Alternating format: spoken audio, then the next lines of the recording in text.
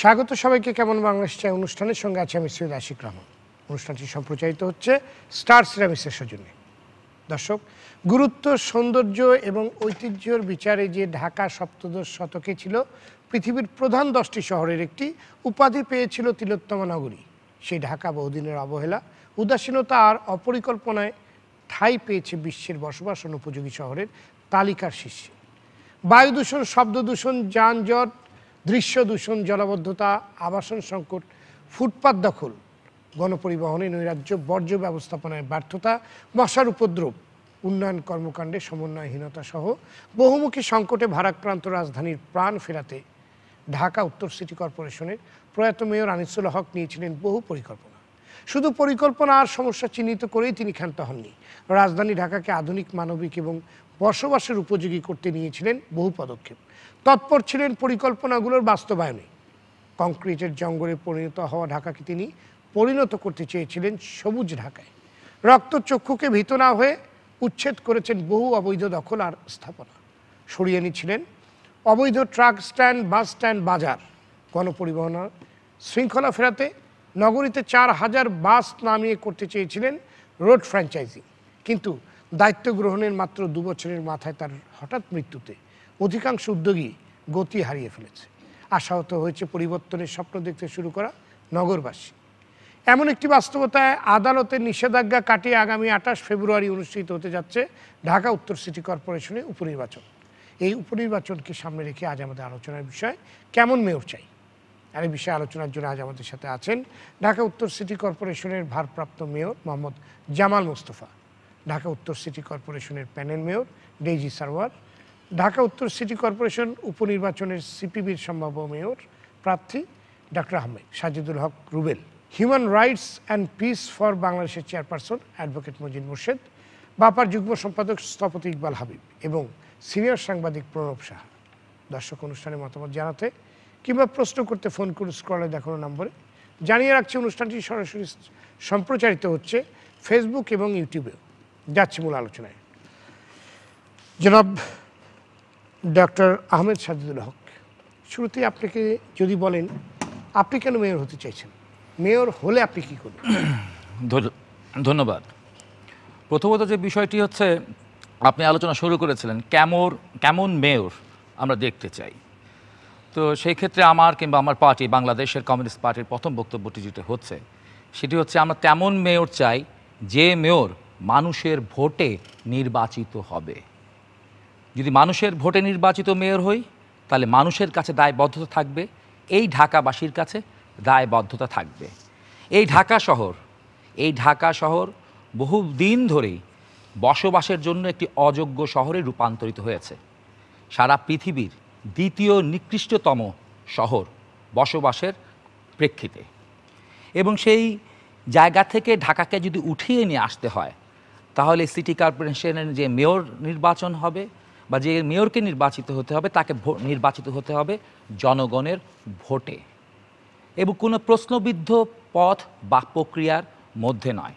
এরপর আসতে হবে যে ঢাকার যে সমস্যাগুলো আছে সেই সমস্যাগুলো কী দৃষ্টিভঙ্গিতে আমরা দেখব এবং কাদের জন্য আমরা দেখব। আমরা একটা কথা বলে থাকি বা অনেক দিন ধরে একটা আন্দোলন করে থাকি, সেটা হচ্ছে সবার জন্য বাসযোগ্য ঢাকা আন্দোলন। ধরেন এই গুলশান, এই বনানী, উত্তরা, সেখানে কিছু মডেল কাজ, কিছু শোষা, কিছু ফ্যাশনেবল কাজ, তাতে ঢাকার সমস্যাগুলো সমাধান হবে না, কোনোভাবেই সমস্যার সমাধানগুলো হচ্ছে না।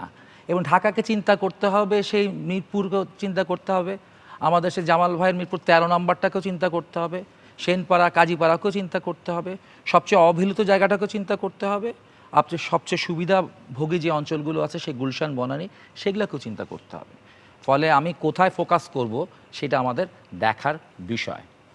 আর ঢাকা বা উন্নয়নের অনেক ধরনের মেগা প্রজেক্ট চলছে, একের পর এক নানা ধরনের মেগা প্রজেক্ট চলছে, এবং এগুলোকেও প্রশ্ন আমাদের নিয়ে আসতে হবে যে আমাদের যে যানজটের যে সমস্যা, আমাদের যে আরও অনেক বিষয় সমস্যা, নগরের টোটাল পরিবেশটা যে সমস্যা, আপনি কি করবেন সেই সমস্যার পরিপ্রেক্ষিতে প্রথম কথা হচ্ছে আমরা মেয়র নির্বাচন করব একটা পার্টিসিপেটরি নির্বাচনের মধ্য দিয়েই।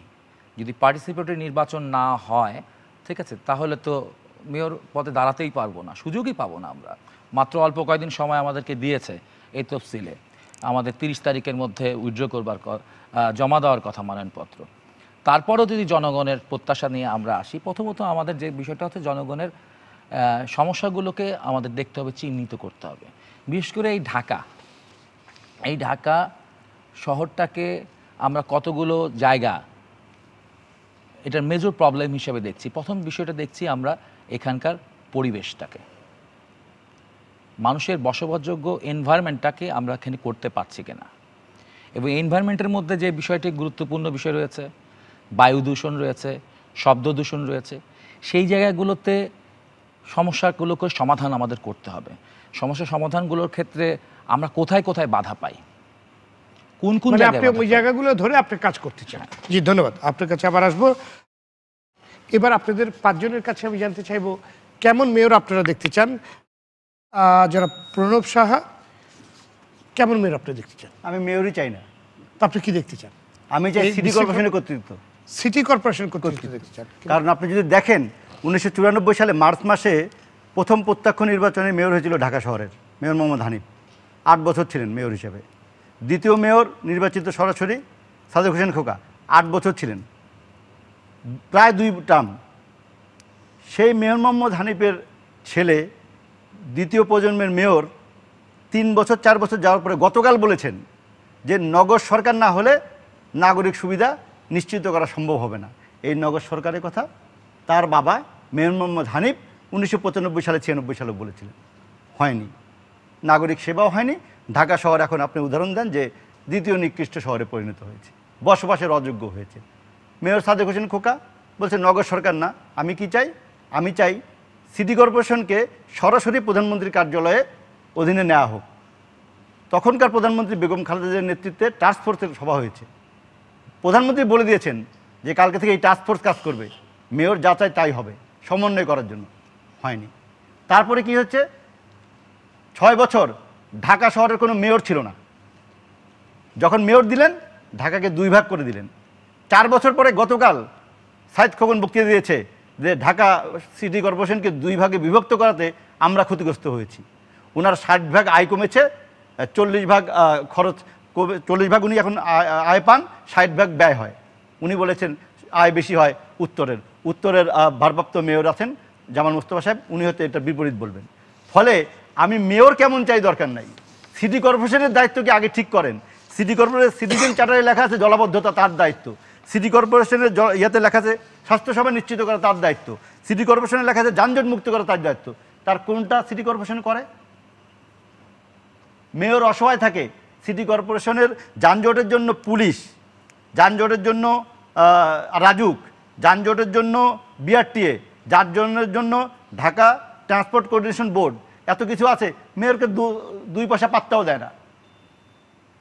সাইদ হোসেন খোকন একটি সাইদ খোকন একটি মিটিং ডেকেছিলেন, 38টা প্রতিষ্ঠানের মধ্যে 12টিও আসেনি, বাকিগুলার প্রতিনিধি পাঠিয়েছেন। মেয়রের কোনো ক্ষমতা নেই। সিটি কর্পোরেশনকে যদি ক্ষমতা না বান করেন তাহলে মেয়র কেমন চাই এই দিয়ে লাভ হয় না। আমরা মেয়র চাইছিলাম কি, উদাহরণ হিসেবে বলবেন আনিসুল হকের কথা। আনিসুল হকের ইউলুপ, আনিসুল হক সাহেব প্রয়াত হয়েছেন, আমাদের ঘনিষ্ঠ মানুষ।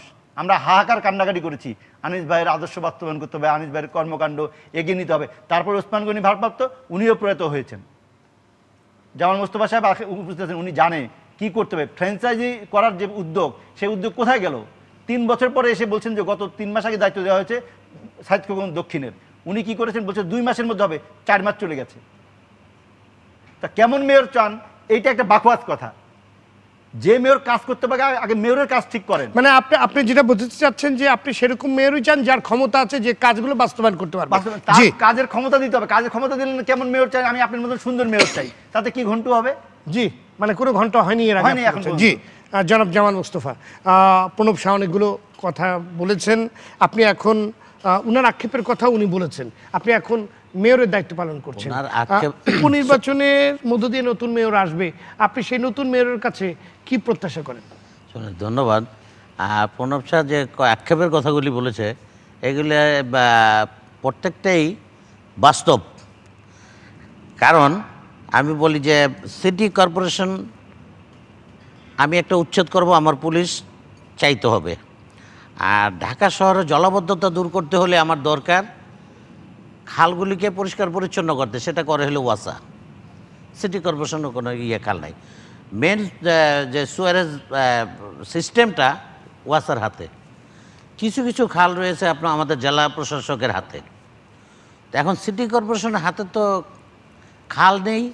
আর উচ্ছেদের জন্য নগরবাসীর জন্য যে পরিষ্কার পরিচ্ছন্ন একটি শহর যে আমরা উপহার দেব এই চিন্তাভাবনা করতেছি, সেখানে আমাদের পুলিশের প্রয়োজন। আজকে আমাদের ফুটপাত উচ্ছেদের প্রশ্নে আমরা ফুটপাত একবার উচ্ছেদ করলাম, কিন্তু পরক্ষণে দেখা যায় আবারও সেখানে বসে যায়। এখন এই বসে যাওয়াটাকে ধরে রাখতে হলে আমার দরকার হলো পুলিশ। পুলিশ তো আমার কাছে কিন্তু আমাদের কাছে অভিযোগ আছে যে সিটি কর্পোরেশনের লোকরাই আপনার এই সব কাজের সাথে জড়িত আছে। প্রশ্নই ওঠে না, এটা প্রশ্নই ওঠে না। প্রশাসনের সাথে সহযোগিতা কোনো সিটি কর্পোরেশনের একজন কর্মকর্তা কর্মচারী এই ব্যাপারে আপনারা তো অনেক জায়গায় নিজেরাই আপনার রাস্তা দখল করে কিংবা আপনার রাস্তার জায়গা দখল করে আপনার স্থাপনা তৈরি করেছেন। না, এই ধরনের কারণ বাজারে আপনারা কি করেছেন? কারণ বাজারে আপনাদের সিটি কর্পোরেশন অফিসের সামনে বিশাল বড় অংশ জুড়ে আপনারা ছাউনি দিয়েছেন, সেখানে আপনারা খুঁটি গেড়েছেন, আপনার তো রাস্তা প্রতিবন্ধক। এই কারণ বাজারটাকে পরিষ্কার করার জন্য আমাদের কর্মসূচি আমরা হাতে নিয়েছি। আমাদের এই কারণ বাজারের যত আমি এরকম কিন্তু একটা ছোট্ট উদাহরণ দিলাম, এরকম বহু উদাহরণ রয়েছে। না, এই মানে আপনাদের নাগের ডগায় আপনারাই করেছেন। শোনেন, এটা কিছু কিছু যেটা আমাদের যখন দুই ভাগে ভাগ হয় উত্তর সিটি কর্পোরেশন, তখন আমাদের কিন্তু জায়গা যেগুলি অবিভক্ত সিটি কর্পোরেশন যে জায়গাগুলি চিহ্নিত করা, কিছু কিছু জায়গা চিহ্নিত করা ছিল, বাট এখানে গৃহায়ণ কর্তৃপক্ষ এবং সিটি কর্পোরেশনের সাথে কিছু গ্যাপের কারণে অসাধু কিছু ভূমিদস্যু বা একটা চক্র কিছু কিছু জায়গা তারা দখল করেছে। এর অর্থ এই নয় যে সিটি কর্পোরেশন আমরা সেখানে আমাদের ম্যাজিস্ট্রেট পাঠিয়ে জায়গায় জায়গায় আমরা উচ্ছেদ করছি। আমরা সিটি কর্পোরেশনকে নগরবাসীর সেবার মান উন্নয়নের জন্য আমরা অক্লান্ত পরিশ্রম করছি। যে আপনারা জেনে খুশি হবেন যে সিটি কর্পোরেশন কিন্তু বসে নেই। আমাদের ঢাকা উত্তরে সংখ্যালঘুদের জন্য আমরা একাধিক শ্মশান, আধুনিক শ্মশানঘাট তৈরি করছি। আমাদের ইকবাল হাবিব সাহেব উপস্থিত আছে এখানে। আপনি প্রণব শাহ যেটা বললেন এবং আপনিও যেটা স্বীকার করলেন যে আপনাদের বিভিন্ন কাজ বিভিন্নই করছেন, মানে কেমন যেন মেয়রের কোনো ক্ষমতাই নেই এরকম একটি ব্যাপার। কিছু না, এটা ডিপার্টমেন্টাল ব্যাপার। এটা মেয়র, প্রয়াত মেয়র হানিফ সাহেব যে কথাটা বলেছিল সিটি গভর্নমেন্ট, সেটা তো এই কারণেই বলেছিল যে আমার হাতে পুলিশ থাকতে হবে, আমার হাতে ওয়াসা থাকতে হবে, আমার হাতে ডেসা থাকতে হবে। আমি তাৎক্ষণিকভাবে আমার একটা সমন্বয়হীনতার কারণে আমরা রাস্তা খনন হচ্ছে ক্ষমতা। আপনি যে কথাটি বলছেন, তাহলে আমাদের আনিসুল হক ভাই কেমনে করলেন এগুলো সব? না, উনি তো আপনার যেগুলোকে অসম্ভব ভাবা হয়েছে উনি সেগুলোকে সম্ভব করেছেন। উনি তো প্রমাণ রেখেছেন যে ইচ্ছা করলে যে করা যায়, সমন্বয় করা যায়, ক্ষমতার প্রয়োগও করা যায়, সেটা আমরা করছি। সেটা আনিসুল হক আমাদের প্রয়াত মেয়র, উনি চলে যাওয়াতে কিন্তু এগুলোকে আমরা দেখছি না। আমাদের প্রয়াত মেয়র আনিসুল হক সাহেব যে কর্মসূচিগুলি হাতে নিয়েছিল, প্রত্যেকটি কর্মসূচি এখনো কিছুটা বাস্তবায়ন হয়েছে এবং কিছু বাস্তবায়নের পথে, এবং আমাদের নতুন নতুন কিছু পরিকল্পনা আমরা সেটার সাথে যোগ করছি। এই লোকটা তো এখন ইয়ের জন্য রোডস এন্ড হাইওয়ের কাজ চলতেছে, সেই কাজের জন্য আমাদের আপাতত স্টপ। এর অর্থ হয়নি এটা বন্ধ না, না, এখন এর তো কাজের রোডস এন্ড হাইওয়ে কাজ করতেছে। এটা আমাদের মাননীয় সেতু মন্ত্রী সাহেব উনি বলেছে যে এই কাজ শেষ হলে তোমাদের কাজ ধরো। ফ্র্যাঞ্চাইজ এটাও তো আমরা দুইটা মিটিং আমরা করেছি, সভা করেছি, যেহেতু এখানে নতুন কিছু স্পেসের প্রয়োজন, জায়গার প্রয়োজন হয়ে গেল। আমাদের ডিপুগুলি ঢাকা শহরে রাখা যাবে না, বাসগুলি আসবে আমাদের টার্মিনালে, প্যাসেঞ্জার সে নামবে, বাস চলে যাবে তার ডিপুতে। আমাদের এই যে সীমানা চিহ্নিতকরণ, আমাদের সেই জায়গাগুলি চিহ্নিত করতে হবে, সেখানে আমাদের স্ট্রাকচার তৈরি করতে হবে, সে বাসগুলি যাবে, আর বাসগুলি আবার ঠিক সময় মতো তারা চলে আসবে।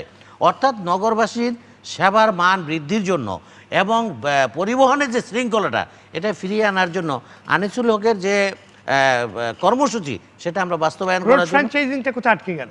এটা আটকে গেল হলো যে আমাদের ওই যে জায়গার জন্য, যে জায়গাগুলি চিহ্নিত করছে, এখানে তো ছোট্ট একটা ব্যাপার না যে আমরা একটা টার্মিনাল করি আমরা শেষ করে ফেলাম, প্রত্যেকটা টার্মিনাল আমাদের প্রশস্ত করতে হবে। আপনার কাছে আবার আসবো অ্যাডভোকেট মঞ্জিল মোর্শেদ, কেমন মেয়র আমরা দেখতে চাই? কেমন মেয়র আপনি দেখতে চান? ধন্যবাদ আপনাকে এবং আরটিভিকে। দেখুন, আকাশ সমান প্রত্যাশা করতে চাই না, তো প্রেক্ষাপট বিবেচনা করে আপাতত আনিসুল হকের মতোই একজন মেয়র চাই। মেয়র হিসেবে দায়িত্ব নেওয়ার পরে ইচ্ছা করলে অনেক কিছু করা যায়, কিন্তু যিনি আসবেন সেই ইচ্ছা করলে অনেক কিছু করতে পারবেন কিনা এটা তার উপর, ব্যক্তির উপরে ডিপেন্ড করে। ধরেন অনেকেই যারা আনিসুল হক সাহেবকে উনি কিন্তু পলিটিক্সে ছিলেন না প্রত্যক্ষভাবে, ওনাকে মাননীয় প্রধানমন্ত্রী সিলেক্ট করেছেন, উনি এসেছেন, উনি পরিকল্পনা করেন না যে নেক্সট ইলেকশনে আমাকে ভোট করতে হবে, যার কারণে উনি যাকে উচ্ছেদ করতে গেছে উনি এটা চিন্তা করেন না যে আমার ভোট লাগবে, ভোট লাগবে আমার চিন্তা করে নাই। কিন্তু যারা মেয়র হন একবার, তার মাথায় যদি রাজনীতি থাকে, নেক্সট ইলেকশন থাকে, ওই মেয়র দিয়ে এদের কিছু হবে না, কারণ সে কিছুই করতে পারবে না। কারণ যেখানে হাত দিবে, ঢাকা শহরে প্রত্যেকটা জায়গায় প্রত্যেকটা পয়েন্টে অনিয়ম রয়েছে। অতএব যেখানে আপনি হাত দিবেন সেখানেই অনিয়মের সঙ্গে জড়িত যারা, তারা প্রভাবশালী ক্ষমতাশালী দলের সঙ্গে সম্পৃক্ত। অতএব আপনি যদি ভবিষ্যৎ কোনো চিন্তা করে থাকেন যে আবার মেয়র হবো ইলেকশনে, আবার মন্ত্রী হবো, এমপি হবো, তাহলে আপনি কিছুই করতে পারবেন না। এই কারণে আমার মনে হয় যে উত্তরের সিলেকশনটা এবার ভালো হয়েছে। তাহলে কি এরকম হবে মঞ্জুর মুর্শিদ যে আমাদের ওয়ান টাইম মেয়র না যে হবে সে ওয়ান টাইম হবে? না, ওয়ান টাইম হওয়ার প্রশ্ন না। আপনার যখন সে কাজ করবে, সে যদি নিজের প্রত্যাশা না থাকে, যারা নমিনেশন দেন, সরকার যদি মনে করে যে তার মাধ্যমে কাজ হবে, তাহলে সরকার তাকে এমনিতেই বলবে আপনি আবার আরেকবার দাঁড়ান, সেখানে কোনো সমস্যা নেই। কিন্তু তার মনের ভিতরে যদি থাকে যে এই পদে থেকে সে একটা লোভের মধ্যে পড়ে গেছে, দ্বিতীয়বার আবার মেয়র হতে হবে, তাহলে পরে সে আর কিছু করতে পারবে না। আর সবচেয়ে করার ব্যাপারে যে প্রশ্নটা এখানে, কারণ যে কাজগুলো করবে সেগুলো অজনপ্রিয় এবং ভোট নষ্ট হবে, এটা কিন্তু আপনার একটা সবচেয়ে বেসিক জিনিস দেখতে হবে। আর একটা জিনিস হলো যে মেয়ররাও কতটুকু করতে পারবে, সেই বিষয়টা কিন্তু আলোচনায় এসছে। যেটা আপনারা জানেন যে সিটি গভর্নমেন্ট করার প্রশ্নটা, সেটা তো আমাদের জনপ্রিয় মেয়র হানিফ সাহেব থেকে বলা শুরু করেছেন, বিএনপির সময় যে মেয়র ছিলেন সাদেক হোসেন খোকাও শেষের দিকে বলেছেন, এবং কালকে আমাদের দক্ষিণের মেয়রও বলেছেন। কিন্তু আমার মনে হয় যে এইটা সবাই বলছে, কিন্তু রাষ্ট্রের যারা মূল পরিচালনা করছেন তারা কিন্তু বিষয়টাকে এখন এগ্রি করছেন না। আমার মনে হয় মাননীয় প্রধানমন্ত্রী কিন্তু এখন এগ্রি করেন না। যদি ইনি এগ্রি করতেন তাহলে কিন্তু কালকেই হয়ে যায়। তো এই জায়গাটা আমার মনে হয় যে সকলে মিলে প্রধানমন্ত্রীর দৃষ্টিতে নেওয়া যায় কিনা, কারণ পলিসি মেকিং তো উনি করেন। এই যে সিটি কর্পোরেশন আলাদা করা হলো সার্ভিস বেটার করার জন্য, তারপরে সব কিছুই আপনার নেতৃত্বে চলে, ওনার নেতৃত্বে। এখন এই সিটি গভর্নমেন্টটা না করলে পরে, যেটা কারেক্ট বলেছেন আপনি, আমি একটা ব্যক্তিগত অভিজ্ঞতা থেকে বলি, আমরা ঢাকার বুড়িগঙ্গার নদী উচ্ছেদ করার জন্য একবার একটা অর্ডার করালাম, এবং অর্ডারটা ওই উচ্ছেদের যে ইয়েগুলো, স্থাপনাগুলো, সেগুলো হলো একটা বিশেষ ব্যক্তির। তো পরে বিএডব্লিউটিএ পুলিশ চাইলো, দেখা গেল ওই দিন সকালে একটা চিঠি দিয়ে বললো যে আজকে পুলিশ দেওয়া যাবে না, পরে ওই ইয়েটা ফেল করলো। এবং পুলিশ তো আপনি জানেন যে সবসময় চাইলেই পাওয়া যায় না, কেন ওদের তো লিমিটেশন আছে। আপনি এক জায়গায় উচ্ছেদ করতে গেলে 100-200 পুলিশ চাইবেন, ওই থানা সেখান থেকে ম্যানেজ করে এনে আনতে হবে, এই ঝামেলাগুলো থাকে। এখন সিটি কর্পোরেশন যে অ্যাক্টিভিটিসের কথা বলছেন, মেয়র সাহেব যদি নিজে যান, কমিশনার যদি নিজে যান বস্তি উচ্ছেদ করতে, উনি পারবেন না। ফুটপাত উচ্ছেদ করতে উনি পারবেন না, মশা মারতে উনি পারবেন না, ওনার লজিস্টিক দরকার। এখন এই যে লজিস্টিক সাপোর্টটার কথা বলা হচ্ছে দীর্ঘদিন থেকে, আমার তো মনে হয় 20 ইয়ার্স হয়ে গেছে, কিন্তু এখন পর্যন্ত কিন্তু এর কোনো পরিকল্পনা বা বাস্তবায়ন দেখছি না। অতএব আলটিমেটলি যদি মেয়রের হাতে ক্ষমতা না দেওয়া হয়, ওয়ান আমব্রেলার ভিতরে যদি সব কিছু না থাকে, আপনি যে সার্ভিসগুলো চাচ্ছেন, মশার সার্ভিস বলেন, ফুটপাত দখল করেন, খাল উদ্ধার বলেন, তার লজিস্টিক সাপোর্টটা যদি তার অধীনে না দেওয়া হয়, তাহলে তো তার পরিকল্পনায় কাজ হবে না। কারণ আপনি যখন পরিকল্পনা করলেন কালকে আপনি একটা খাল উদ্ধার করবেন, আপনি ওয়াসাকে বললেন যে আপনি প্রেজেন্ট থাকবেন, ওয়াসা দেখা গেল আসলো না, কারণ হয়তো ওয়াসার কোনো কর্মকর্তা ওখানে পাশে হয়তো একটা বিল্ডিং উঠে রাখছে। তো এই সমস্ত জটিলতার কারণে সবচেয়ে বড় ইম্পর্টেন্ট জিনিসটা হলো যে কেউই কিছু করতে পারবে না। হ্যাঁ, কেউই কিছু করতে পারবে না যদি এই যে প্রেজেন্ট যে কন্ডিশনটা আছে, যে মেয়রের ক্ষমতা কি, এই জায়গাটা যদি আপনি পুরোপুরি দৃষ্টি না দেন, এখানে যদি একটা এফেক্টিভ ক্ষমতা মেয়রের হাতে না দেন, তাহলে আমরা যত প্রত্যাশাই করি, যত ভালো লোকই এখানে এসে দেই না কেন, সে তেমন কিছু করতে পারবে না। তবে হ্যাঁ, ব্যতিক্রম আনিসুল হক, সেজন্য বললাম যে আপাতত আনিসুল হকের মতোই মেয়র চাই। জি, ধন্যবাদ ডেইজি সারওয়ার। আপনি তো প্যানেল মেয়র, আপনি কেমন মেয়র দেখতে চান, কেমন মেয়র প্রত্যাশা? আপনাকে ধন্যবাদ। আমি প্রথমেই দাদার কথার একটা রিপ্লাই করতে চাই। উনি যেটা বলেন যে ঢাকা শহরটা নিকৃষ্ট হিসাবে সব জায়গায় পৃথিবীতে বলা হচ্ছে, কিন্তু এটা উনি একবারও বলে নাই যে পৃথিবীর প্রত্যেকটা জায়গার চেয়ে আমাদের ঢাকা শহর জায়গার তুলনায় যে আমাদের লোকসংখ্যা এত বেশি, পৃথিবীর কোথাও এই জিনিসটা নাই। তো এইটা আমাদের নিকৃষ্ট বলবো না, আমি মনে করি আমাদের এই জনসংখ্যাকে কন্ট্রোল করে আমরা যেভাবে চলতে পারতেছি, এটা মনে করি আমাদের অনেক সাকসেসফুলের সাথে আমরা চলতে পারতেছি। আর আমি যে মেয়র দেখতে চাই, যার সদিচ্ছা, নেতৃত্ব, সাহসিকতা থাকবে, তিনিই পারবেন আমাদের এই কাজগুলো করতে। এবং আমরা বিগত দিন দেখেছি যে আমাদের মাননীয় প্রধানমন্ত্রী জননেত্রী শেখ হাসিনার নির্দেশে আমাদের আনিস ভাই আমাদেরকে নিয়ে যে কাজগুলো করেছেন এবং আমরা প্রত্যেকটা কাজে খুবই সাকসেসফুলি করতে পেরেছিলাম। এবং আমাদের মঞ্জিল ভাই যেটা বললেন যে এটা এই দলের সাথে সম্পৃক্ত হলে এই কাজগুলো করতে পারে না বা পারছে না মেয়র, কিন্তু সেটা আমি বলবো যে ভুল বলেছেন। তার কারণ হচ্ছে আমাদের মাননীয় প্রধানমন্ত্রী বলেছেন যে যারা দখল করে চাঁদা করে এইসব করে তাদের কোনো দল নাই, এবং সেইভাবেই আনিস ভাইকে বলা হয়েছিল যে যেখানে যত ধরনের আমাদের অবৈধ দখল আছে আমরা কিন্তু সেখানে কোনো দল মত নির্বিশেষে সে আওয়ামী লীগের হইতে পারে যে দলেরই হোক না কেন আমরা কিন্তু কখনো সেটা দেখি নাই, এবং সেভাবে আমরা উচ্ছেদ করেছিলাম। এবং ইনশাল্লাহ আগামী তো যিনি আসবেন যে উচ্ছেদ করার সময় দলীয় অফিসগুলো উচ্ছেদ করা হয় নাই, এই না আপনারা হেঁটে গেলেই তো অনেকগুলো দেখবেন করা অনেকগুলো হয়েছে। আছে। যেমন শেরেবাংলা নগরে যখন উচ্ছেদ করেছিলাম সেখানে নাই, আমাদের তেজগাঁওয়ে আওয়ামী আছে, লীগের একটা তেজগাঁওতেই অফিস আছে। ছিল। তেজগাঁতেই তেজগাঁতেই তো আপনি আসার সময় এখান দেখলাম থেকে অনেকগুলো আপনি অফিস ফুটপাতে। এই রাস্তার চারিদিক একবার ঘুরন দিলে আপনারা অন্তত 4টা পাবেন। 4টা পাবেন, 2-1টা থাকবে, আস্তে আস্তে এটা চেঞ্জ হবে। আমরা পর্যায়ক্রমে করতে হবে, একসাথে যদি আমরা শুরু করি। যেমন আমাদের মাননীয় প্রধানমন্ত্রী আনিস ভাইকে দায়িত্ব দেওয়ার পরে ওনার নির্দেশে যে কাজগুলো করেছেন, আরেকজনকে উনি যখন দায়িত্ব দিবেন উনিও নিশ্চয়ই ওইভাবে কাজ করতে পারবেন। কিন্তু সেইটার জন্য প্রথমেই হচ্ছে আমাদের এই যে সদিচ্ছা যেটা বললাম, সাহস। আর আরেকটা জিনিস হচ্ছে আমরা এই সরকার বলেন, আমরা যত নীতি নির্ধারক আছি, আমরা আপনারা মিডিয়া, এইখানে প্রত্যেকের যদি সমন্বয় না থাকে, সদিচ্ছা না থাকে এবং সচেতনতা না থাকে, কোনোভাবেই আমরা কোনো কাজ সাকসেসফুলি করতে পারবো না। আমি একটা জিনিস শুধু বলতে চাই, আমরা প্রত্যেক সময় বলি সরকার এই করছে না, সিটি কর্পোরেশন এই করছে না, অমুক এই করছে না, কিন্তু একটাবার নিজে ভাবি না যে আমি কি করছি, আমি আমার দায়িত্ব থেকে আমি কতটুকু সচেতন করতে পারলাম, আমার দায়িত্ব দিয়ে আমি কয়জনকে বুঝাতে পেরেছি যে আপনি এখানে ময়লাটা ফেললেন, এই ময়লাটা ফালানো আপনার উচিত না। আমরা কয়টা পরিবারে আমাদের ছেলে মেয়েদেরকে আমরা বুঝাতে সক্ষম হচ্ছি যে এই কাজগুলা করা তোমাদের অন্যায়, এই কাজগুলা তুমি করবা না। আমরা যদি প্রত্যেকটা ঘরে থেকে অন্ততপক্ষে এই সচেতনতামূলক কাজগুলো যদি করতে পারি, আমি বিশ্বাস করি অবশ্যই আমরা সাকসেসফুলভাবে এই কাজগুলো করতে জি পারবো। ধন্যবাদ। ইকবাল হাবিব, কেমন মেয়র আপনি দেখতে চান? খুব সাধু ভাষায় একটা পরিশুদ্ধ প্রশ্ন, আমিও পরিশুদ্ধভাবে উত্তরটা দেই, কারণ আমি জানি যেভাবে আলোচনা হচ্ছে ওইভাবে উত্তর দেওয়াটা সঠিক জায়গায় আঘাত করা হবে না। যদি আমি 7টা পয়েন্টে বলি কেমন মেয়র চাই, প্রয়াত আনিসুল হককে সামনে রেখেও পার্সিয়ালি হয়তো বলবো, কিন্তু আসলে আমি প্রয়াত আনিসুল হককেও চাই না, আরও কিছু চাই। আমার চাওয়ার তো শেষ থাকার কোনো কারণ নাই। 7টা পয়েন্ট যদি বলি, এটা অবশ্যই গুরুত্ব অনুযায়ী ক্রমানুসার নয়। আমি কার্যকর এফেক্টিভ মেয়র চাই, আমি উদ্যোগী প্রোঅ্যাক্টিভ মেয়র চাই, আমি আত্মবিশ্বাসী কনফিডেন্ট মেয়র চাই, আমি সম্যক ধারণা নগরবাসীর সমস্যা অথবা তার চাহিদা প্রয়োজন এবং এই নগরীর জটিলতা সম্ভাবনা এটা জানা এবং প্রযুক্তি সচেতন একটা সম্যক ধারণার কম্প্রিহেন্সিভ নলেজ সম্পন্ন মেয়র চাই। আমি সমন্বয়ে নেতৃত্বর গুণ সম্পন্ন মেয়র চাই, যিনি ভীত না বিড়ালের গলায় ঘণ্টা বাঁধতে, সেই রকম লোক নয়। আমি সরকারের সর্বোচ্চ মহল এবং সরকারের প্রকৃত আস্থাভাজন মেয়র চাই, এবং আমি সবশেষে জনগণের সম্পৃক্ততায় সামগ্রিকতা বিশ্বাসী একজন মানুষ চাই। এটা হচ্ছে যদি আমি পয়েন্ট আকারে বলি। আসলে আমি যেটা চাই সেটা হলো সত্যিকারের সরকারের বিশ্বাস চাই স্থানীয় সরকার ব্যবস্থায়।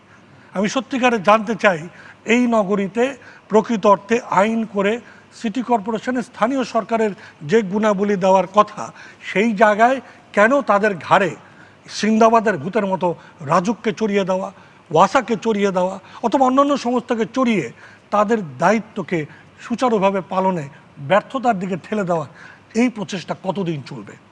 সরকারের মন্ত্রী নগর প্রশাসন চালানোর কথা নয়, কিন্তু আমরা মনে হচ্ছে প্রধানমন্ত্রীকে নিয়োজিত করেছি নগর প্রশাসন চালাবেন, এবং তার একটি হস্ত হিসেবে মেয়রকে দেখতে চাই। আর আরেকটি বিষয় আমাদের পরিষ্কার থাকতে হবে, মেয়র একটি নগরীর একটা কার্যক্রমের একজন অংশীদার মাত্র। এই সিটি কর্পোরেশন কিন্তু মেয়র নির্ভরশীল হওয়ার কথা না, কাউন্সিলর নির্ভরশীল হওয়ার কথা। মেয়র তাদের নেতা মাত্র, কাউন্সিলরদেরকে নিয়েই মেয়র মন্ত্রিপরিষদের মতন করে এই সরকার ব্যবস্থা চালাবেন। আমরা এখানেও যেন ভুল করে ওই আমরা যেভাবে দেশ চালাচ্ছি প্রধানমন্ত্রী কেন্দ্রিকতায়, উনি যা বলবেন উনি যা করবেন, সকল কাজের দায় ওনার, সকল কাজের প্রশংসা ওনার, তাহলে আমরা আছি কি জন্যে, মন্ত্রীরা আছে কি জন্যে, সংসদ সদস্য আছে কি জন্যে, আমিও একজন স্থপতি আছে কি জন্যে? এই যে সকলে মিলে দায় না নেওয়ার সংস্কৃতি, সেখান থেকে বেরিয়ে আসার মতন প্রকৃত সিটি কর্পোরেশনও চাই। আমি এই জন্য প্রণবদা যেভাবে শুরু করেছিলেন আমি হতবাক হই না। এই সাংবাদিক বন্ধু দীর্ঘদিন থেকে বলতে বলতে লিখতে লিখতে এখন বলছেন আমি মেয়রই চাই না। সত্যি কথা, আমরা সেই দেশ চাই। আমার এই যে রবীন্দ্রনাথের ভাষায় আমরা সবাই রাজা আমাদেরই রাজার রাজত্বে, এই কথার মধ্যে গুলো আমার মেয়র কেমন চাই বলা আছে। আমি সেজন্যে একটু সাধু ভাষায় বললাম এই 7টি চাই, কিন্তু এই 7টির সমন্বয় করতে গেলে যে সাংগঠনিক শক্তি চাই, যে সাংগঠনিক সক্ষমতা চাই, সেটি যদি না হয় এই ব্যক্তিটিও যে পারেন না বা পারতেন না। মেয়র আনিসুল হকের সাথে পাশাপাশি থেকে কাজ করার অভিজ্ঞতায় বলছি, প্রতিদিন কেঁদেছেন, আফসোস করেছেন, ফ্রাস্ট্রেটেড হয়েছেন। আল্লাহ সুবহানাহু ওয়া তাআলা তাকে সঠিক সময় হয়তো নিয়েছেন। আমি তার দীর্ঘায়ু কামনা করা সত্ত্বেও বলছি, যদি আর কিছুদিন থাকতেন আমরা সবাই হয়তো এতটা গুণ গাইতাম নাও বটে। কারণ মানুষ খুব সহজে হতাশ হয়ে যায়, এবং হতাশ করার জন্যে সকল পারিপার্শ্বিক অবস্থা উপাত্ত, অনুঘটক এবং ব্যবস্থাপনা এই সিটি কর্পোরেশনগুলো ঘিরে ঢাকা, চট্টগ্রাম, খুলনা এবং রাজশাহী এই কটাকে ঘিরে তৈরি করা আছে। পায়ের মধ্যে বেড়ি দিয়ে যদি, হাত পা বেঁধে দিয়ে যদি আমি জাদুকর পিসি সরকারের মতো ভাবি আমার মেয়র এবার দ্রুততম সাঁতারু হয়ে যাবেন, এই ধারণা যারা পোষণ করেন আমি তাদের সাথে একমত নই। এবং সেই কারণেই বলছি এটি শুধু মেয়র নয়, মেয়রের যে সিটি কর্পোরেশনের মতো সংগঠন রয়েছে তাকে যথোপযুক্তভাবে সক্ষম যোগ্য পরিচালনার মতো তাকে শক্তিশালী করার যে কার্যক্রম। এবং আগে আমি স্পষ্ট করে এড়িয়ে গেলাম নগর সরকারের কথা, নগর সরকারেরও প্রয়োজন নাই, সেটা উনি আনিসুল হক দেখিয়েছেন খুব বেশি প্রয়োজনীয়তা নেই। যদি বর্তমান আইনের বর্তমান কার্যপরিধি এই যে সিটি কর্পোরেশনের কর্মধারা পরিষ্কার 3য় অনুচ্ছেদে বলা আছে, যদি সেই সক্ষমতা দৈব চয়ন না করে, ওনাকে বলেছেন পরিকল্পনা করবেন নগরের, রাজুককে দিয়ে বলেছেন সেও পরিকল্পনা করবেটাকে, এটি সুস্পষ্ট নয়। এবং যার কারণে যেহেতু এরা কেউই, বাদবাকি কেউই সরাসরি এই 54টা সংস্থা কেউই সরাসরি জনগণের ভোটে নির্বাচিত নন, তারা কিন্তু এই দায় নেয় না। সকল দায় ওই কেষ্ট বেটাই চোর আমার মেয়র সাহেবকে নিতে হয়। যদি তাকেই নিতে হয়, এই 54 সংস্থা 7ম অধ্যায়ের 15 ধারায় পরিষ্কার বলা আছে 28টি সংস্থার প্রধান অবশ্যই উপস্থিত থাকতে বাধ্য, এটা পরিষ্কার বলা আছে ওনার আইনে। এবং এও বলা আছে, এবং তারা সেখানে বক্তব্য উপস্থাপন করার সুযোগ পাওয়ারও বা তাদেরকে অধিকার দিতে হবে। তার মানে এই সংস্থাগুলো সেখানে উপস্থিত হতে বাধ্য এবং বক্তব্য দেওয়ার সুযোগ তাদেরকে মেয়র এবং কাউন্সিলররা দিতে বাধ্য। সেই প্রক্রিয়া কোথায়? আমরা ইতিহাস জানি, সেই প্রক্রিয়ার কারণে উনি ফ্রাস্ট্রেট হয়েছেন। ওই সাদেক হোসেন খোকা সাহেবের একটা গল্প বলে এই পর্যায়ে শেষ করি। উনি পরিষ্কার ভাষায় ডাকলেন যে আপনারা সবাই আসেন, আইন বলছে, নিয়ম বলছে, কানুন বলছে, এবং আমার নেত্রী খালেদা জিয়া বলেছেন, প্রধানমন্ত্রী বলেছেন, এবং সবাই হয়েছে। সেই সভায় মাত্র 3 জন প্রধান, বাদ বাকি কেউ আসেন নাই, ওই ছোট সুপারিনটেন্ডিং ইঞ্জিনিয়ার ইত্যাদি ইত্যাদি। উনি রাগ করে প্রায় হতাশ হয়ে দায়িত্ব বলে আমি করবই না। সাথে সাথে দায়িত্ব দেওয়া হলো কামাল উদ্দিন সাহেবকে, যিনি মুখ্য সচিব ছিলেন।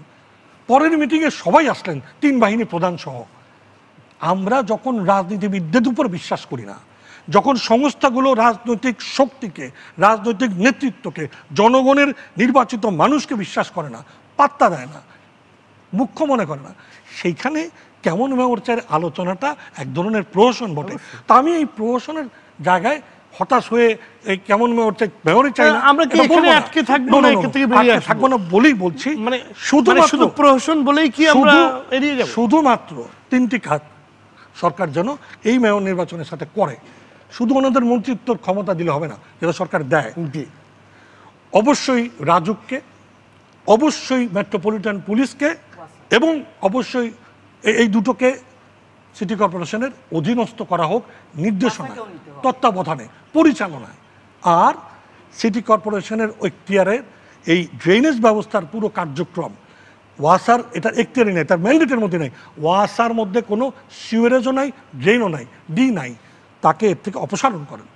এই কাজটা যদি সরকার প্যারালালি করেন, আর একটা ছোট্ট কাজ করতে হবে পাশাপাশি, সেটা হচ্ছে সামগ্রিকভাবে এই নগর পরিকল্পনার সমন্বয়ের ক্ষেত্রে এই বাধ্যবাধকতায় যারা করবেন না তাদের জন্য পুরস্কার যেমন থাকবে, শাস্তিমূলক ব্যবস্থা থাকতে হবে। শুধু এটা করুক না, আমি বলছি বদলে যাবে আমাদের এই হতাশা, বদলে যাবে নতুন আনিসুলক, এই আনিসুলকের প্রয়াণে হতাশ হওয়ার এই মানসিকতা। আপনি হাজার হাজার আনিসুলক দেখবেন, শত শত কাউন্সিলর আনিসুলক দেখবেন, ওয়েট অ্যান্ড সি। আপনি এটা পারবেন না এই জন্য, কারণ আমি জানি জামাল মোস্তফা যদি বলেন আপনার প্রথম দায়িত্ব নিয়েছেন কবে, 5 বছর শেষ হবে কবে, আর এক বছর আপনি শেষ করতে চাইছেন 1 বছর পূর্বে যখন উপনির্বাচন হচ্ছে তখন আপনি কেমন মেয়র চাই, কারণ আরেকজন মেয়রকে সামনে রেখে কথা বলতেছেন। আপনি যে 4 বছর যে মেয়র পারফরমেন্স দেখালো তার পারফরমেন্সটা কি হলো, দক্ষিণের পারফরমেন্সটা কি হলো, সেটা নিয়ে তো আলোচনা করছেন না। জি, আমরা আমি আশিক ভাই আপনি চলে যাও, আপনি এই প্যারাটা চলে যাওয়ার আগে একটা ছোট্ট কথা বলি। এরপরে আবার একটা জিনিস আমাদের দেখেন প্রত্যাশার জায়গায়, আজকের এই যে আমার আশা আগ পর্যন্ত যে 5 জন আলোচক আলোচনা করলেন, এর মধ্যে একমাত্র মঞ্জিল মোর্শেদ সাহেব ছাড়া আমরা সকলে কিন্তু কিছু কিছু দায় মেয়রের উপর চাপিয়ে দিলাম। এটা মেয়রের কাজই না। মেয়রের কাজ হচ্ছে যোগাযোগ, কিন্তু এই যানজট ট্রানজট এগুলি মেয়রের কাজ না। আনিসুলক করেছিলেন কেন? না কেন আপনি সিটিজেন চার্টারে বলছেন পরিষ্কার ওটা ওনার কাজ বলছি। এবং আনিসুলক আমরা কিন্তু আসলে কনফিউজ হয়ে যাচ্ছি, মানে এত কাজ, এত দায়, এত কিছু আমরা আপনার কাছে আসবো, ওনাদের ঘাড়ে দিয়ে অন্য জায়গায় চলে যাওয়ার দরকার নেই। জনাব উনি এগিয়ে গিয়েছিলেন। ডাক্তার আহমেদ সাজিদুল হক, দীর্ঘ দিন আমলারা 2 সিটি কর্পোরেশন চালিয়েছেন, প্রত্যাশা ছিল জনপ্রতিনিধি এলে কাজে গতি আসবে, উন্নয়ন হবে। যদি জনগণ, আপনার বিশ্লেষণ কি, জননেতৃত্বকে মানে প্রত্যাশা পূরণ হচ্ছে? প্রত্যাশা পূরণ হয়নি, এটি দিব্যমান। কি কি কারণে মানে দিব্যমান আপনি বলছেন? আমাদের মঞ্জিল মোর্শেদ ভাই একটা কথা বললেন যে রাজনীতিবিদদের হাতে দায়িত্ব দিলে এটা হয় না, তো আমি তার কথার তীব্র প্রতিবাদ জানাচ্ছি। না না, সেটা বলি নাই, কথাটা কিন্তু একটু ব্যাখ্যাটা ভুল হচ্ছে। আমি কিন্তু রাজনীতিবিদদের যেটা হবে না সেটা বলি নাই, আমি বলছি পলিটিক্যাল যে কোনো একজন লোক পলিটিক্যালি ইলেক্ট যদি মেয়র হন, উনি যদি নেক্সট টাইমে পলিটিক্যালি আবার হইতে চান, তখন তার কাজ করতে গেলে ভোটার হিসেবে তার মাথার মধ্যে একটা কাজ করে যে আমি তো ভোট পাবো না। এই জায়গাটাই আমাদের দৃষ্টিভঙ্গিটা অত্যন্ত ভুল।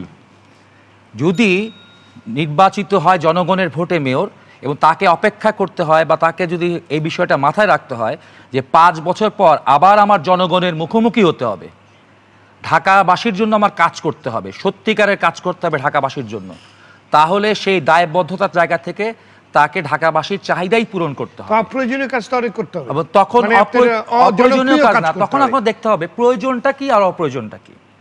আসলে ঢাকাটা কার রাজধানী? বাংলাদেশের রাজধানী। পুরো বাংলাদেশের যে আর্থসামাজিক অবস্থা তার পরিপ্রেক্ষিতেই আমরা ঢাকাকে সাজাবো। সারা দেশের অর্থনীতির সাপেক্ষেই আমাদের ঢাকা হবে। আমি ঢাকাতে কোনো বস্তি রাখবো না, ঢাকাতে কোনো শ্রমজীবী মানুষের অ্যাকোমোডেশন রাখবো না, তাহলে তো এটা শহর থাকবে না। এখানে হচ্ছে শুধুমাত্র বড় বড় শপিং মল থাকবে, এটা ব্যাংককের মতো হবে, এটা সিঙ্গাপুরের মতো হবে, কিন্তু কোন অর্থনীতির উপর দাঁড়ায় ঢাকাকে আমরা সাজাবো সেটা আমাকে বুঝতে হবে। রুবেল সাহেব কি ঢাকা শহরে বসতে চান? আমরা ঢাকা শহরে শ্রমজীবী মানুষের বস্তি থাকবে, আমরা বস্তি আপনি কি বস্তি চান? বস্তিবাসীদের পুনর্বাসন চাই। আমি বস্তিবাসী চাই না, বস্তিবাসী জীবন থাকবে কেন? বস্তিবাসী জীবন থেকে যদি বের করে নেওয়া হয় তাহলে সামগ্রিক একটা পরিবর্তন দরকার। হ্যাঁ, পরিবর্তন কিভাবে হবে? সেটা শুধু মেয়রের কাজ না, সেটা শুধু সিটি কর্পোরেশনের কাজ না, পুরো সিস্টেমটাকে তাহলে বদল করতে হবে। আপনি পদপ্রার্থী হবেন, প্রশ্ন করেছি একজন জনগণ হিসেবে, আপনি বস্তি চান ঢাকা শহরে? আমি ঢাকা শহরে শ্রমজীবী মানুষের আবাস চাই। আমি প্রশ্ন করেছি বস্তি চান কি চান না? ঢাকা শহরে যে কোনো মানবেতর বসতি আমি চাই না। তাহলে একটু আগে বললেন আপনি বস্তি চান, কিন্তু বস্তিবাসী উচ্ছেদ করবার যে কনসেপ্টটা আমাদের আছে, আপনি জিজ্ঞেস করছেন বস্তি চান কিনা? আমরা উচ্ছেদ চাই না। আপনি উচ্ছেদ চান না? করাইল বস্তিতে আপনি 100 আবাসনের ব্যবস্থা করতে বলেন, 100টা বিল্ডিং করতে বলেন। জি জি, আমরা ওই বিল্ডিং গুলো যেন প্রকৃত বস্তিবাসীরাই অ্যালট পায়। সাজিদুল হক, এটা খুব খেয়াল রাখবেন। সাজিদুল হক, আমরা আবার আসবো আপনার কাছে, তবে তার আগে নিতে হচ্ছে ছোট্ট একটি বিরতি। দর্শক, নিচ্ছি ছোট্ট একটি বিরতি, ফিরে আসছে অল্প সময়ের মধ্যেই, আমাদের সাথেই থাকুন।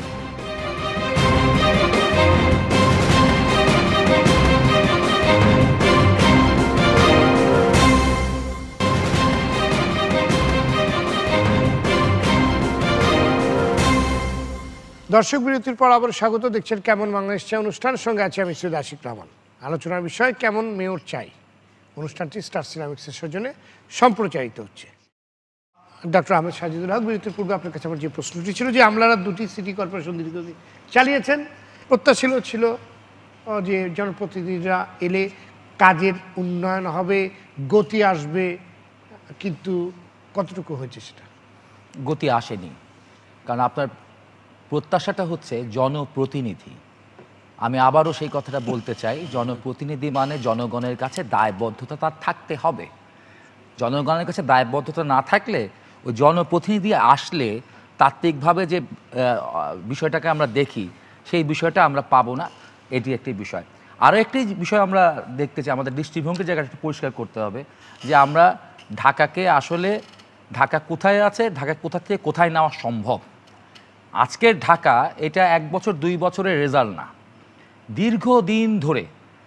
দীর্ঘদিন ধরে পরিকল্পনাহীনতা, দীর্ঘদিন ধরে জোর যার মুল্লুক তার, দীর্ঘদিন ধরে এর আশেপাশের খাল দখল হয়েছে, নদী দখল হয়েছে, জমি দখল হয়েছে, যেমন ইচ্ছা তেমন চলেছে। এরকম এক নৈরাজ্যের ঢাকাকে সুশৃঙ্খলিত করাটা অত্যন্ত কঠিন। এখানে প্রণবদা যেটা বলেছেন অত্যন্ত চমৎকার, এবং সেটা আমরাও বলি যে স্থানীয় সরকারকে ক্ষমতায়ন করা ছাড়া এই ব্যাপারটা সম্ভব না। এখন একজন মেয়র, তিনি জনগণকে সাথে নিয়ে সমস্যার সমাধান করতে হবে, জনগণকেও পার্টিসিপেট করতে হবে এই সমস্যাগুলো সমাধানের জন্য, এবং আন্দোলনও তাকে নামতে হবে সিটি কর্পোরেশনকে ক্ষমতায়ন করার জন্য, সিটি গভর্নমেন্টের জন্য। তার পিছিয়ে জনগণ দাঁড়াবে যে জনগণের দ্বারা নির্বাচিত। আমাদের এই কথাটাকে বারবার উচ্চারণ করতে হচ্ছে।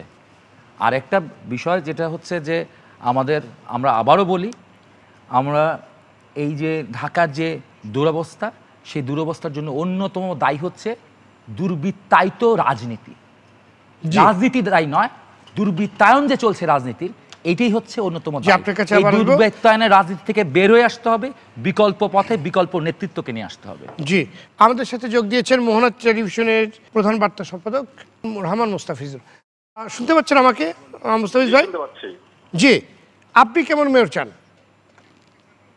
আমি আপনাদের আলোচকদের আলোচনা শুনছিলাম, তা আমার কাছে মনে হচ্ছে যে আসলে আমাদের একজন লাঠিয়াল মেয়র চাই।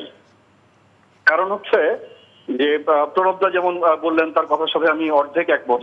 অনেকগুলো ক্ষমতা তাকে দিতে হবে, ক্ষমতা দিয়ে কোনো লাভ নেই যদি তিনি সেই ক্ষমতাগুলো ব্যবহার করার মতো প্রথমত যোগ্য না হন, দ্বিতীয়ত যোগ্যতা থাকলেই যে হবে এমন না।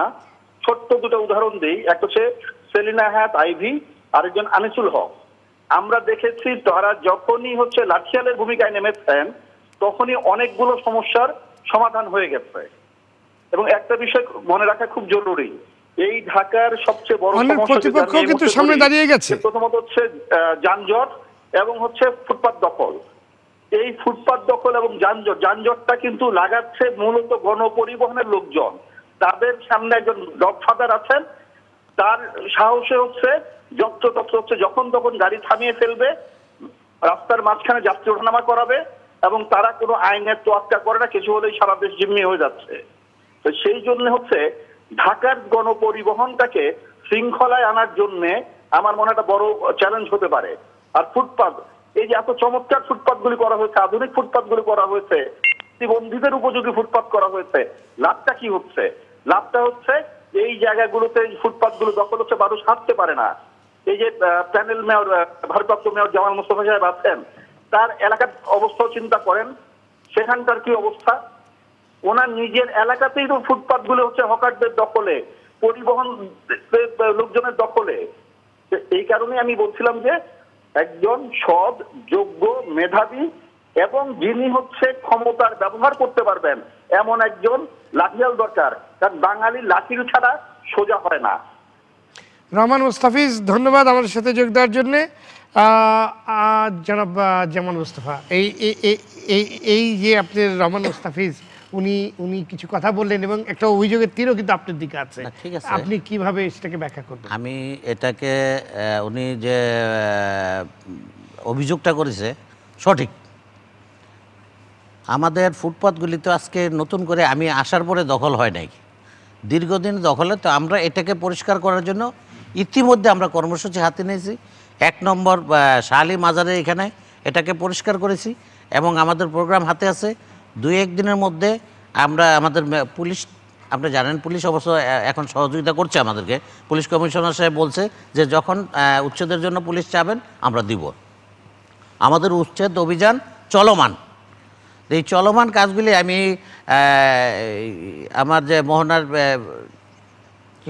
রহমান মুস্তাফি সাহেব আমি ধন্যবাদ জানাই যে উনি একজন সচেতন লোক, উনি দেখেন এবং এটা আমাদেরকে যে আমাদের দিকে যে তীরটা ছুঁড়েছে এটা আমি ধন্যবাদ জানাই এই জন্য যে আমরা অচিরেই যে ফুটপাত আমার মিরপুরে রয়েছে এগুলি এগুলি অচিরেই খুব সহজেই এটা দখলমুক্ত হবে। কারণ আমি মাত্র 3 মাস হলো আমি দায়িত্বে এসেছি। 3 মাসের মধ্যে কম সময়ও নয় না, 3 মাসে কিন্তু আমি বসে আছি তা না, আমি আমার অনেকগুলি এরকম ফুটপাত মুক্ত করেছি, ওই যে বললাম যে 1 নম্বরে, এবং আমাদের বেশ কিছু পাবলিক টয়লেট, আধুনিক পাবলিক টয়লেটগুলি আমরা রেডি করছি এবং এগুলি চালু করতেছি।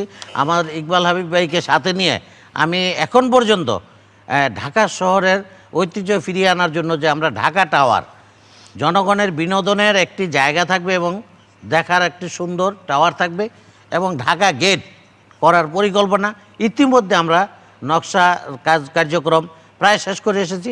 এটা মাননীয় প্রধানমন্ত্রীর অনুমোদন পেলেই আমরা কাজ শুরু করতে পারবো।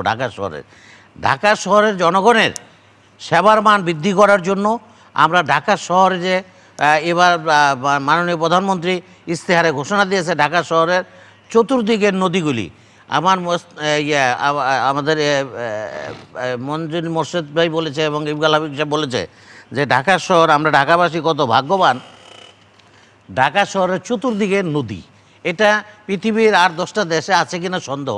তো এটা এই সৌন্দর্যটাকে ধরে রাখার জন্য এই নদীগুলি খনন করা খুব জরুরি। আপনি জানেন বুড়িগঙ্গা নদী, আমি আমার বয়স হওয়ার পরে, জ্ঞান হওয়ার পর থেকে এই বুড়িগঙ্গা নদীর তলদেশে আমার মনে হয় অন্তত না হয় 10 থেকে 15 ফিট আবর্জনা জমে আছে।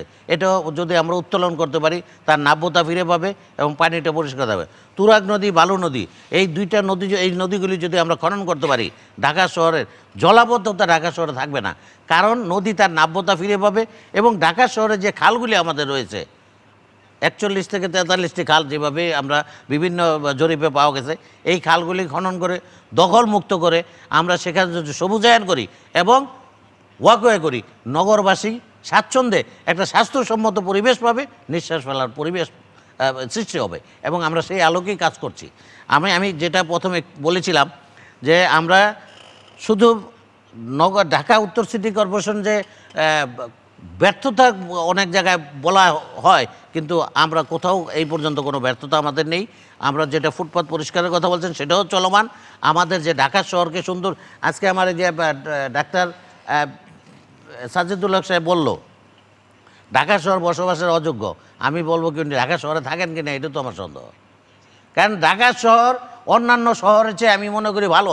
আমাদের রাস্তাগুলি প্রশস্ত এবং টেকসই, এবং প্রত্যেকটি আপনি সিটি কর্পোরেশন প্রত্যেকটি পার্ক আপনি ঘুরে আসেন, আধুনিক পার্ক করছি আমরা, সেখানে শিশুদের যেগুলো আছে বর্তমানে সেগুলোকে কি করছেন নগরবাসী? আপনি তো পলিটিক্যাল বক্তব্য দিচ্ছেন। না না, আপনি যেটা যেগুলো বর্তমানে পার্কগুলো আছে সেগুলোর অবস্থা, সেগুলো তো সেগুলো রিকশার গ্যারেজও আছে। ইকবাল হাবিব সাহেব বলার জন্য আমি ইকবাল হাবিব সাহেবকে বলছি যে উনি বলুক, আমি কমিউনিটির সাথে আলোচনা করে সেই পার্কগুলিকে আধুনিকায়ন করার কার্যক্রম চলছে, কিছু চলমান আছে, কাজ চলতেছে, আর কিছু পার্ক আমাদের এখন ওনার হাতে আছে। আপনি জিজ্ঞেস করেন ওনার হাতে থাকলে হবে না, আপনার দায়িত্ব, আপনার জায়গা আপনি কি করছেন? এখন আমাদের যদি আমাদের যে নকশাটা কমিউনিটির সাথে আলোচনা করে যে স্ট্রাকচারটা তৈরি করে দিবে, এরপরে না আমরা টেন্ডারে যাব, আমরা কাজ করব, সেই কাজটি আমরা করতেছি।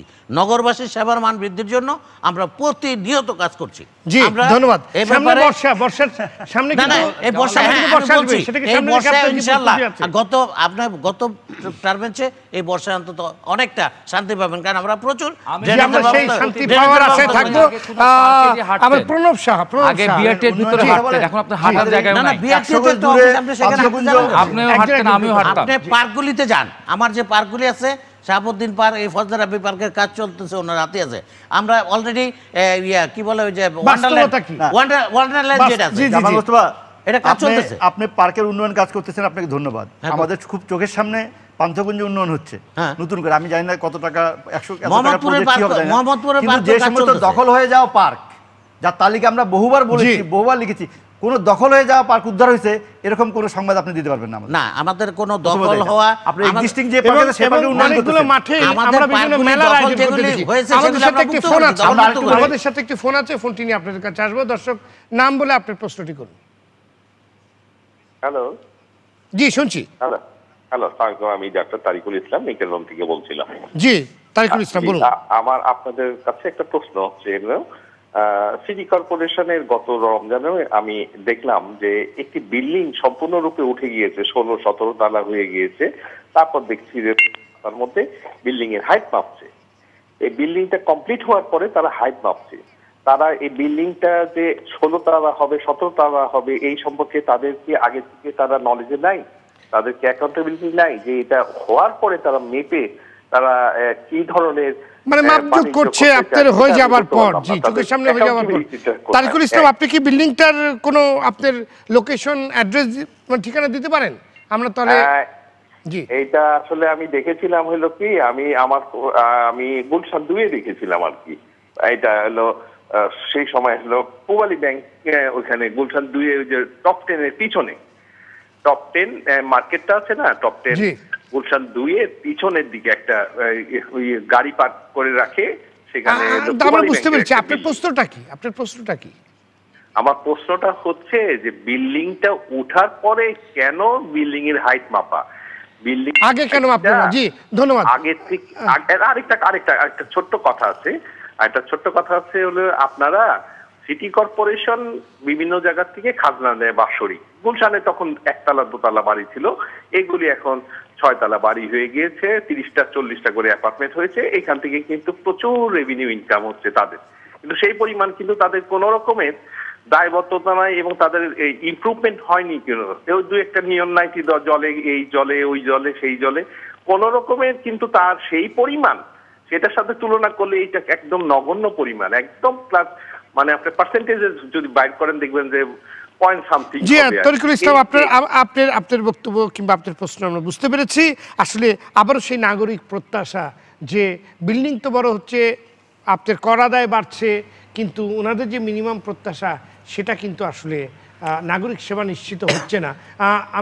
আপনি যে ছোট্ট করে এটা অ্যাড্রেস করেন যে ওই যে একটা বিল্ডিং এত বড় হয়ে গেল, তারপর মাপজোকের ব্যবস্থা হচ্ছে, মানে বিল্ডিংটা তো একটা প্ল্যানিংয়ের মধ্যে হওয়ার কথা এবং প্রতিটা মুহূর্তেই সেটা কি করছে সে পরিদর্শন করার কথা, সেটা শেষ হওয়ার পর কেন আপনার মাপজোকের প্রশ্ন? বিল্ডিং মাপজোক করার কিন্তু দায়িত্ব আমাদের না, আমার করার কিছু না। জি, কারণ হচ্ছে কি, বিল্ডিং করবেন, আমি আমার বিল্ডিং করবেন, আপনি কয়টা রুম বাড়াইলেন, আমি এই রুমগুলোর ট্যাক্স নির্ধারণ করার জন্য আমি রুমগুলোকে মাপবো, আমি বিল্ডিং এর হাইট মাপবো, আমার ট্যাক্সটা কয়টা রুম হলো সেই কয়টা রুমের আমি ট্যাক্স নির্ধারণ করার জন্য, মানে 8 তলা অনুমোদন নিয়ে 15 তলা বানালেও আপনি সেই 15 তলার ট্যাক্সটা আদায় করবেন, আমার কথা অন্য কিছু দেখবেন না। না, আমার তো নকশা অনুযায়ী তার বিল্ডিং করছে কিনা সেটা দেখবে রাজু। আমি আমার বিল্ডিং মানে ট্যাক্সটা আপনি আদায় করবেন।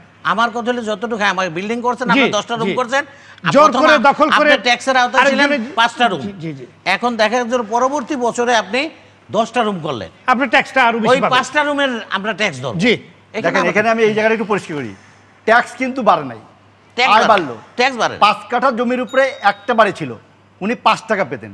5 কাঠা জমিকে যখন আপনি 20 তলা বানিয়ে 20টা ফ্ল্যাট করলেন, তখন উনি 100 টাকা পেলেন। এইভাবে আয় বাড়লো। কিন্তু ঢাকা শহরের 2 সিটি কর্পোরেশন মিলিয়ে 1990 সালের পরে কোনো অ্যাসেসমেন্ট হয়নি, কোনো ট্যাক্স, হোল্ডিং ট্যাক্স বাড়েনি, মানে আকার হিসাবে পার ফিট, পার স্কোয়ার ফিট যত ছিল 1990 সালে এখন ততই আছে। আপনি 2টি ইউনিট করেছেন জন্য 5 টাকাটা 10 টাকা হয়েছে, কিন্তু আগে যে পার স্কোয়ার ফিট 5 টাকা ছিল, পার স্কোয়ার ফিট কিন্তু 6 টাকা হয়নি। এই জন্য আপনি দেখবেন যে দক্ষিণের আপনি আয় বাড়েনি, কারণ উত্তরে বিল্ডিং হচ্ছে, 5 কাঠা জমির উপরে একটা হোল্ডিং ছিল, এখন 5টা হোল্ডিং, 5 গুণ আয় বেড়েছে। দক্ষিণে যদি দেখেন 5 কাঠা জমির উপরে একটা হোল্ডিং ছিল, একটা হোল্ডিংয়ে আছে, তার কিন্তু আয় বাড়ে নেই। এবং কোনো মেয়র 4 নম্বর মেয়র কাজ 3 নম্বর মেয়র কাজ করছে, যে মানে প্রত্যক্ষ ভোটে নির্বাচিত। আমি একটা যে শুভঙ্করের ফাঁকি হিসেবে 6 বছর ফাঁকা গেল, কোনো মেয়র হলো না আমাদের, সেই সমালোচনা এখন যাচ্ছি না। প্রশাসকরা চালাইলো, পুরোটাই ডুবাই দিল আর কি এই সমস্ত আমলারা, সিটি কর্পোরেশনকে, জনসেবার প্রতিষ্ঠানকে, এবং সেটা সংবিধান বিরোধী একটা কাজ ছিল। আমি বলবো যে এই যে মেয়ররা অ্যাসেসমেন্ট করে না, কি ভয়? মঞ্জিল মোর্শেদ শুরুতে বলছেন ভালো কাজ করলে ভোট কমবে, তার মানে আমি নাগরিক হিসাবে সিটি ডুয়েলার হিসাবে খারাপ লোক, যে ভালো কাজ করলে মেয়র আমি তাকে ভোট দেবো না পরের বার। এই যে দায় আমাদের নিতে হচ্ছে, তার কারণ কি?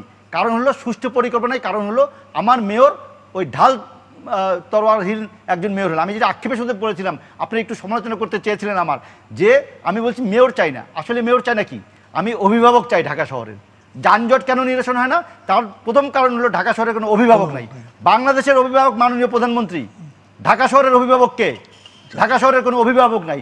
ঢাকা শহর একটি এতিম শহর, 400 বছরের পুরাতন ঐতিহ্যবাহী ঢাকা শহরের এই অবস্থা হলো কেন? সারা পৃথিবীতে কেন আমি বলতে পারি না যে 400 বছরের ঐতিহ্যবাহী ঢাকা শহর, তুমি ঢাকা শহরে আসো? আমি তো ঢাকা শহরের পরিবর্তন করতে পারলাম না।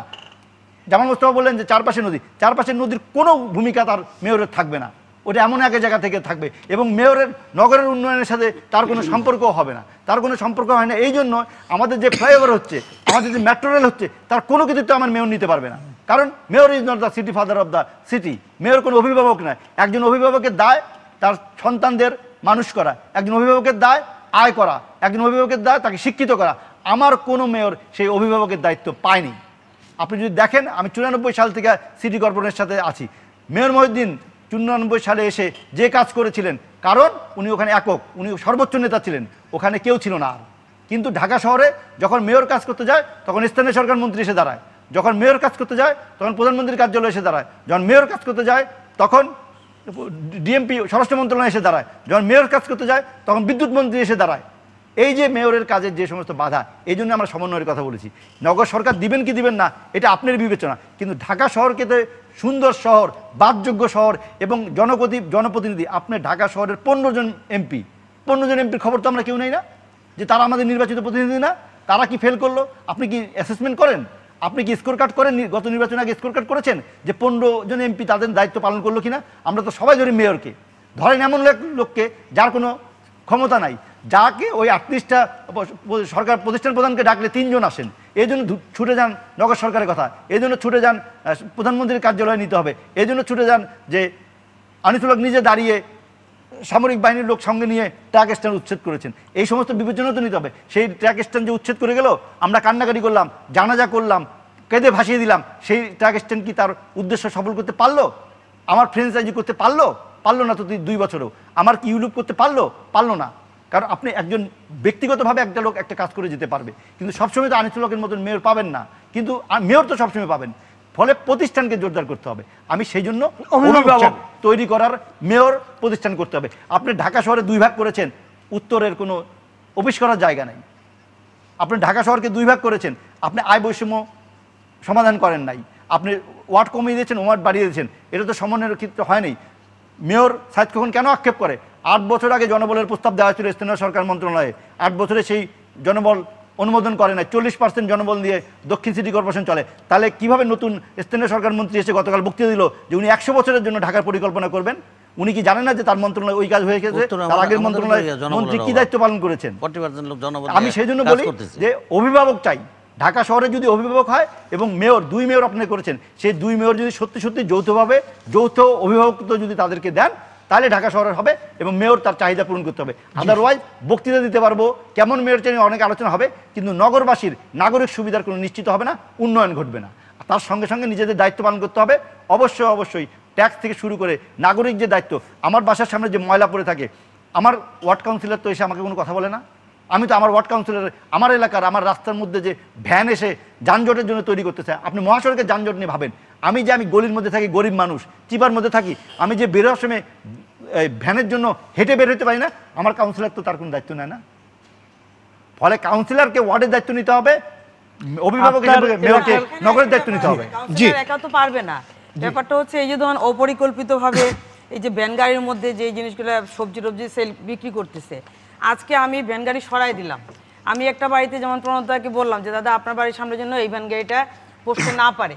এখন আমি একবার সরাই দিয়ে গেলাম, আপনি যদি নিজের উদ্যোগে যদি তাকে আবার না করেন, আমি তো বারবার এসে তাকে সরাইতে পারবো না। আমি কেন বলছি এই কথাগুলা, যে কয়টা কাজ আমরা করি না কেন, এই যে আমাদের সহযোগিতা লাগবে। আমি অনেকগুলা কাজ করতে গিয়ে দেখেছি যে এই ধরনের সমস্যাগুলো হয়। আপনাকে থামাই 1 মিনিট। ভালো কাজের জন্য সমর্থন পাবেন অবশ্যই। কাঁঠালবাগান এলাকায় 2 ফুট করে রাস্তা ছেড়েছে মানুষ, কেন? রাস্তা বড় হয়েছে, জমির দাম বেড়েছে। মান্নান সাহেব মিরপুরের এমপি, বাড়ি ভেঙে রাস্তা বড় করেছে। সকল জনগণ তাদের সাথে ছিল, সকল গণমাধ্যম আমরা তাকে সাধুবাদ জানিয়ে রিপোর্ট করেছি। তো কাউন্সিলর উদ্যোগ নিলে হবে না তাই না? আমার 108 জন কাউন্সিলর জনগণের সাথে তার সম্পৃক্ততা যদি থাকে এবং উনি যদি বুঝাতে সক্ষম হয় যে আমার বাড়ির সামনে ময়লা থাকলেই আমার চিকুনগুনিয়া আক্রান্ত হতে হবে, এই সচেতনতা আমার কাউন্সিলরকে আমাকে নিয়ে করতে হবে যে আপনি যদি ময়লা সরান চিকুনগুনিয়া আক্রান্ত হবেন না। জি স্যার, আপনার কাছে আমি আসবো। জনাব জামাল মুস্তফা, এইমাত্র প্রণব শাহ একটু আগে যেমনটি বলছিলেন যে তেজগাঁও বাস স্ট্যান্ড উচ্ছেদ, গাবতলী দখলমুক্ত, ফুটপাত থেকে হকারকে উচ্ছেদ করার মতো বহু সাহসী পদক্ষেপ, অজনপ্রিয় পদক্ষেপ জনাব আনিসুল হক নিয়েছিলেন, কিন্তু ওনার মৃত্যুর পরে এগুলোর ধারাবাহিকতা থাকেনি। আপনারা থাকবার পরেও কেন এই উল্টো যাত্রা শুরু হলো? শুনেন, মানে এটা অবশ্যই আমাদের দায়িত্বের কথা চিন্তা করেই আপনাদের বলতে হবে। আমি দায়িত্বে আসার পরে আমি একাধিক উচ্ছেদ অভিযান করেছি এবং আমাদের এখনও পরিকল্পনা আমাদের হাতে রয়েছে প্রতিদিন উচ্ছেদ করে। আমরা শুধু রাস্তাঘাট পরিষ্কার পরিচ্ছন্ন না, আমরা ভেজাল যে নিরাপদ খাদ্যের ব্যাপারে আমরা অভিযান চালিয়েছি। আমরা বাংলায় সাইনবোর্ড লিখতে হবে বাধ্যতামূলক, সেটার অভিযান আমরা শুরু করেছি। ফুটপাত উচ্ছেদ এই অভিযান আমরা চলমান আমাদের। আমরা কিন্তু দেখলাম সেই গুলশান বনানী কিংবা মিরপুরের অনেক জায়গায় সেই গলিতে গলিতে আবার আপনার সিএনজি স্ট্যান্ড, দোকান এগুলো আবার শুরু হয়েছে, বিভিন্ন ফাস্ট ফুডের দোকান। গুলশান বনানীতে এটা পাবেন না, এটা পাবেন হলো মিরপুর মোহাম্মদপুরের এই সাইডে বেশি। বনানীতে আপনি কালকে আসুন, আমরা আপনাদের দেখে দিচ্ছি কিভাবে আবার সেই ট্যাক্সি স্ট্যান্ড, আবার কিভাবে দোকানপাট চালু হয়ে গেছে। যদি থাকে এটা দেখবেন আপনারা, আমরা উচ্ছেদ আমাদের নজরে এখন আসেন। আপনার যে জানাচ্ছেন ধন্যবাদ, আমরা এগুলো উচ্ছেদ করে ফেলবো। আমরা খুব দ্রুত, আমি যেটা মনে করি যে আমরা যে কাজ করি না কেন আমাদের সিটি কর্পোরেশনে অবশ্যই একটা স্ট্রং মনিটরিং টিম দরকার। যেই মনিটরিং টিম দিয়ে আমরা বিভিন্ন জায়গায় দেখতে পারবো, কাজ করতে পারবো, এবং সেই স্ট্রংলি যদি এরকম একটা মনিটরিং টিম আমাদের হয়, আমরা যে কোনো জায়গায় সেই একটা এই অভিযান চালাইতে পারবো।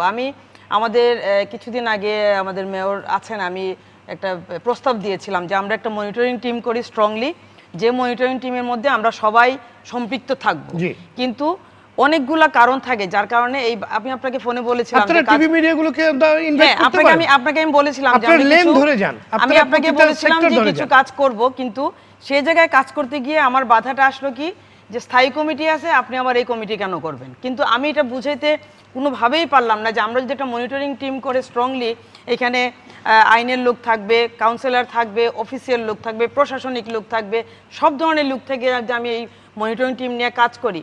আজকে দেখেন অনেকে বলছে যে কাজ কমপ্লিট হয়ে গেছে, সে বিল নিয়ে যাবে, কিন্তু আজকে এই মনিটরিং টিম যদি আজকে একটা স্ট্রংলি থাকে, সে যদি বলে যে না অমুক জায়গায় কাজ হয় নাই, তাহলে সে কোনোভাবেই বিল নিতে পারবে না।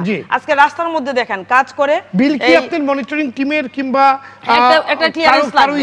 আজকে দেখেন এই যে কন্ট্রাক্টররা কাজ করে কি করে, বিভিন্ন জায়গায় ময়লা এক জায়গার মধ্যে স্তূপ করে, সে কিন্তু একজনের পক্ষে দেখা সম্ভব না যে ওই রাস্তাটা সে পরিষ্কার পরিচ্ছন্ন করে তার কাজটা কমপ্লিট করে সে নিচ্ছে কিনা।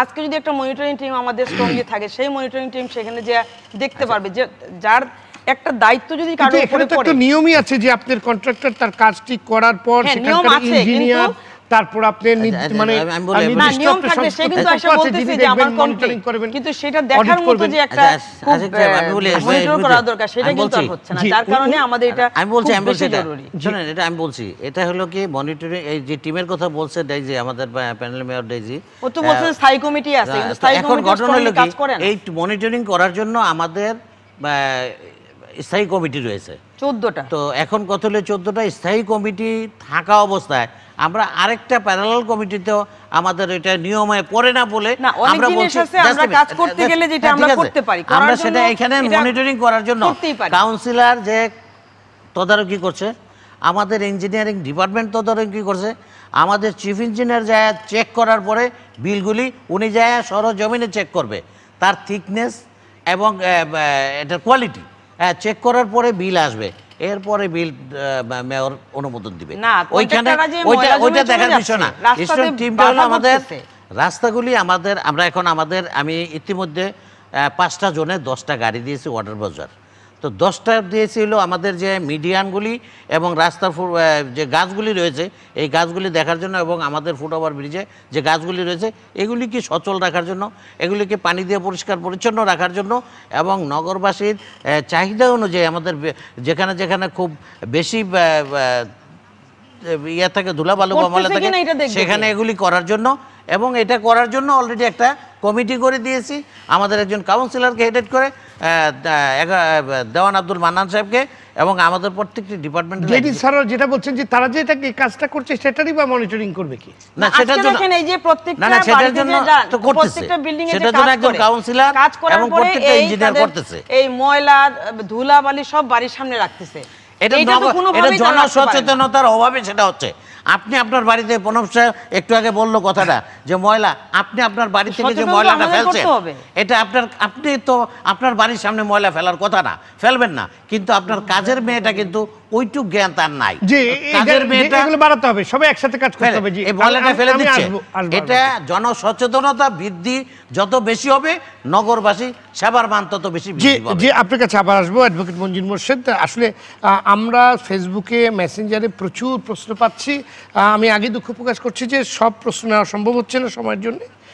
রমজান ভুইয়া উনি একটি প্রশ্ন দিয়েছেন, গ্রিন ঢাকা ক্লিন ঢাকা উপহার দেওয়ার প্রতিশ্রুতি নির্বাচনের আগে মেয়ররা দিয়েছিলেন, কিন্তু আমরা ক্লিন ঢাকাও পেলাম না, গ্রিন ঢাকাও পেলাম না। এই ব্যর্থতা আসলে কার? জি, আপনার আমাদের আলোচনাগুলো যদি উনি শুনেন তাহলে হয়তো এর উত্তর অলরেডি উনি পেয়ে যাবেন যে কেন এই গ্রিন ঢাকা ক্লিন ঢাকা হচ্ছে না। তা আমি যে কয়েকটা প্রশ্ন এসছে তার মধ্যে কয়েকটা সাবজেক্টের উপর একটু আলোচনা করি, তাহলে হয়তো বিষয়টা আরও ক্লিয়ার হবে। একটা হলো যে আমাদের প্যানেল মেয়র ডেজিয়াপা বলেছেন যে আসলে প্রত্যেকে আমাদের ব্যাপারে একটা সচেতনের ব্যাপার, ইটস ভেরি ইম্পর্টেন্ট। কারণ হলো আপনি দেখেন আমরা তো কেউ আইন মানতে চাই না, একেবারে এটা আমাদের ক্যারেক্টারের মধ্যে বসে গেছে যে আমরা আইনটা মানতে চাই না। আপনি ক্যান্টনমেন্টের ভিতরে ঢোকার পরই সে যতই নতুন ড্রাইভার হোক, অশিক্ষিত ড্রাইভার হোক, সে ওখানে গাড়ি চালাবে, শাস্তির ব্যবস্থা আছে, কিন্তু সে ওই একই ড্রাইভার যখন কারণ বাজারের পাশ থেকে যাবে সে কিছু মানবে না। এই জায়গাটা হলো যে আইনের প্রয়োগটা আমার এই শহরে ক্যান্টনমেন্টের বাইরে ট্রাফিকের আইনের প্রয়োগটা নাই, সিম্পল কথা। এখন এই আইনের প্রয়োগের সঙ্গে কারা কারা জড়িত, দে উইল বি লায়াবল। এখন যদি আইনের প্রয়োগটা তারা না করে তো সেটার একটা প্রতিকার আছে, সেটাও আইনে আছে, কিন্তু সেখানে চূড়ান্ত পর্যায়ে গিয়ে সে ব্যবস্থাগুলো নেওয়া হয় না, যার ফলে সব জায়গাগুলোতে আমাদের দুর্বলতা অনেক দেখা দিয়েছে, যার কারণে কিন্তু এই জিনিসটা এসে ইটস ভেরি ইম্পর্টেন্ট যে আমাদের জনগণেরও একটা দায়িত্ব আছে। এই যে আমরা যা বলছি সেই জায়গাগুলোকে প্যানেল মেয়র কেমন হবেন, ভালো মেয়র হলেও সে কিছু করতে পারবে না যদি আমরা জনগণের পক্ষ থেকে একটা সাপোর্ট না দেই। আর একটা ব্যক্তিগত অভিজ্ঞতা বলি, ধরেন সিটি কর্পোরেশনের সার্ভিসের ক্ষেত্রে আপনারা জানেন যে আগে ময়লা সিটি কর্পোরেশন কিন্তু নিজস্ব ফান্ডে বিভিন্ন জায়গা থেকে নিত, এখন কিন্তু এটা ডিসেন্ট্রালাইজ হয়ে গেছে। এখন আমি ব্যক্তিগতভাবে আমার যে তথ্য সেটা আমি জানি না সমস্ত কাউন্সিলর করে কিনা, আমি একটা ওয়ার্ডের কথা জানি, ওখান থেকে প্রত্যেক বাসা থেকে যে ময়লাটা নেওয়া হয় 150 টাকা করে দেওয়া হয়, তার একটা পরিমাণ অর্থ কাউন্সিলের হাতে যায়। কিন্তু সিটি কর্পোরেশন কিন্তু এটা জেনেও এই দায়িত্বটা সে নিচ্ছে না, কারণ এটা কিন্তু সিটি কর্পোরেশনের দায়িত্ব ছিল, কারণ আমি তো ট্যাক্স দেই, আমার বাসা থেকে ময়লাটা সিটি কর্পোরেশনের খরচে নিয়ে যাওয়া, কিন্তু আমার উপরে একটা বাড়তি খরচ বসিয়ে দিয়েছে, বাড়তি খরচ বসিয়ে দিয়েছে, সেখানে কিন্তু সিটি কর্পোরেশনগুলো সেই দায়িত্ব তারা সঠিকভাবে পালন করছে না। আর একটা কথা আমাদের মেয়র প্রার্থী সাহেব বলেছেন, সেটা হলো যে পরিকল্পনাহীনতা। আমি বলবো এখানে পরিকল্পনাহীন না, প্রত্যেকটা কাজের একটা পরিকল্পনা আছে, কিন্তু এখানে পরিকল্পনার অজ্ঞতার বিষয়টা আমরা বলবো। কারণ আজকে আমি এয়ারপোর্ট থেকে আসার সময় দেখলাম এয়ারপোর্টের পাশে আপনার যে আমাদের যে ইয়েটা হচ্ছে এই ফ্লাইওভার, সেখানে দেখলাম যে এয়ারপোর্টের যে রাস্তাটা, এই রাস্তাটা তো খুব বড় প্রশস্ত না, এটা কিন্তু ভবিষ্যতে 20 বছর পরে 2 ফুট বাড়াতে হতে পারে। তো দেখলাম যে ওই পাশে অনেক খালি জায়গা, কিন্তু তারপরে ওই ফ্লাইওভারের পিলারটা একদম রাস্তা ঘেঁষে বসানো হয়েছে।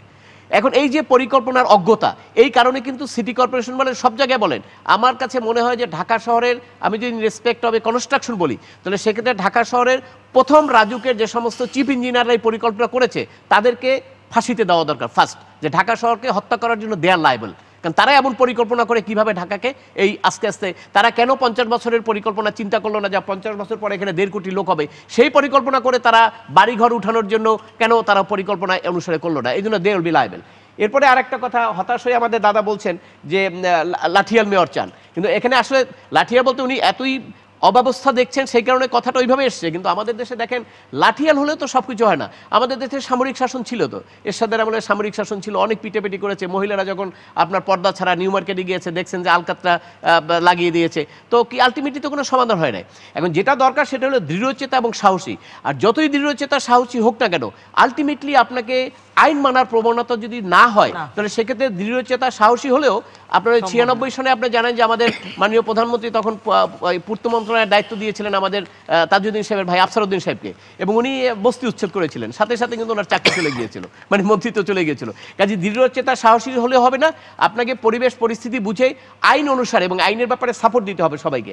আর একটা বলছেন ইকবাল ভাই বলেছেন ঢাকার অভিভাবক নাই, আমি কিন্তু এখানে একটু দ্বিমত পোষণ করছি। সেটা হলো মাননীয় প্রধানমন্ত্রী যদি বাংলাদেশের অভিভাবক হয়, আমি কি ঢাকা বাংলাদেশের বাইরে তো না, প্রধানমন্ত্রী ঢাকার অভিভাবক, অতএব সেক্ষেত্রে ঢাকার অভিভাবক ওনার প্রতিনিধি আরেকজন থাকতে পারে, তার উপরে মনিটরিং তার থাকতে হবে। যে ঢাকার অভিভাবক নাই এ কথাটা বললে হ্যাঁ আমরা হয়তো আপনার টেকনিক্যালি মেয়র সাহেবকে দায়িত্ব দিচ্ছি, কিন্তু আলটিমেটলি তো বাংলাদেশের অভিভাবক যিনি প্রধানমন্ত্রী তিনি।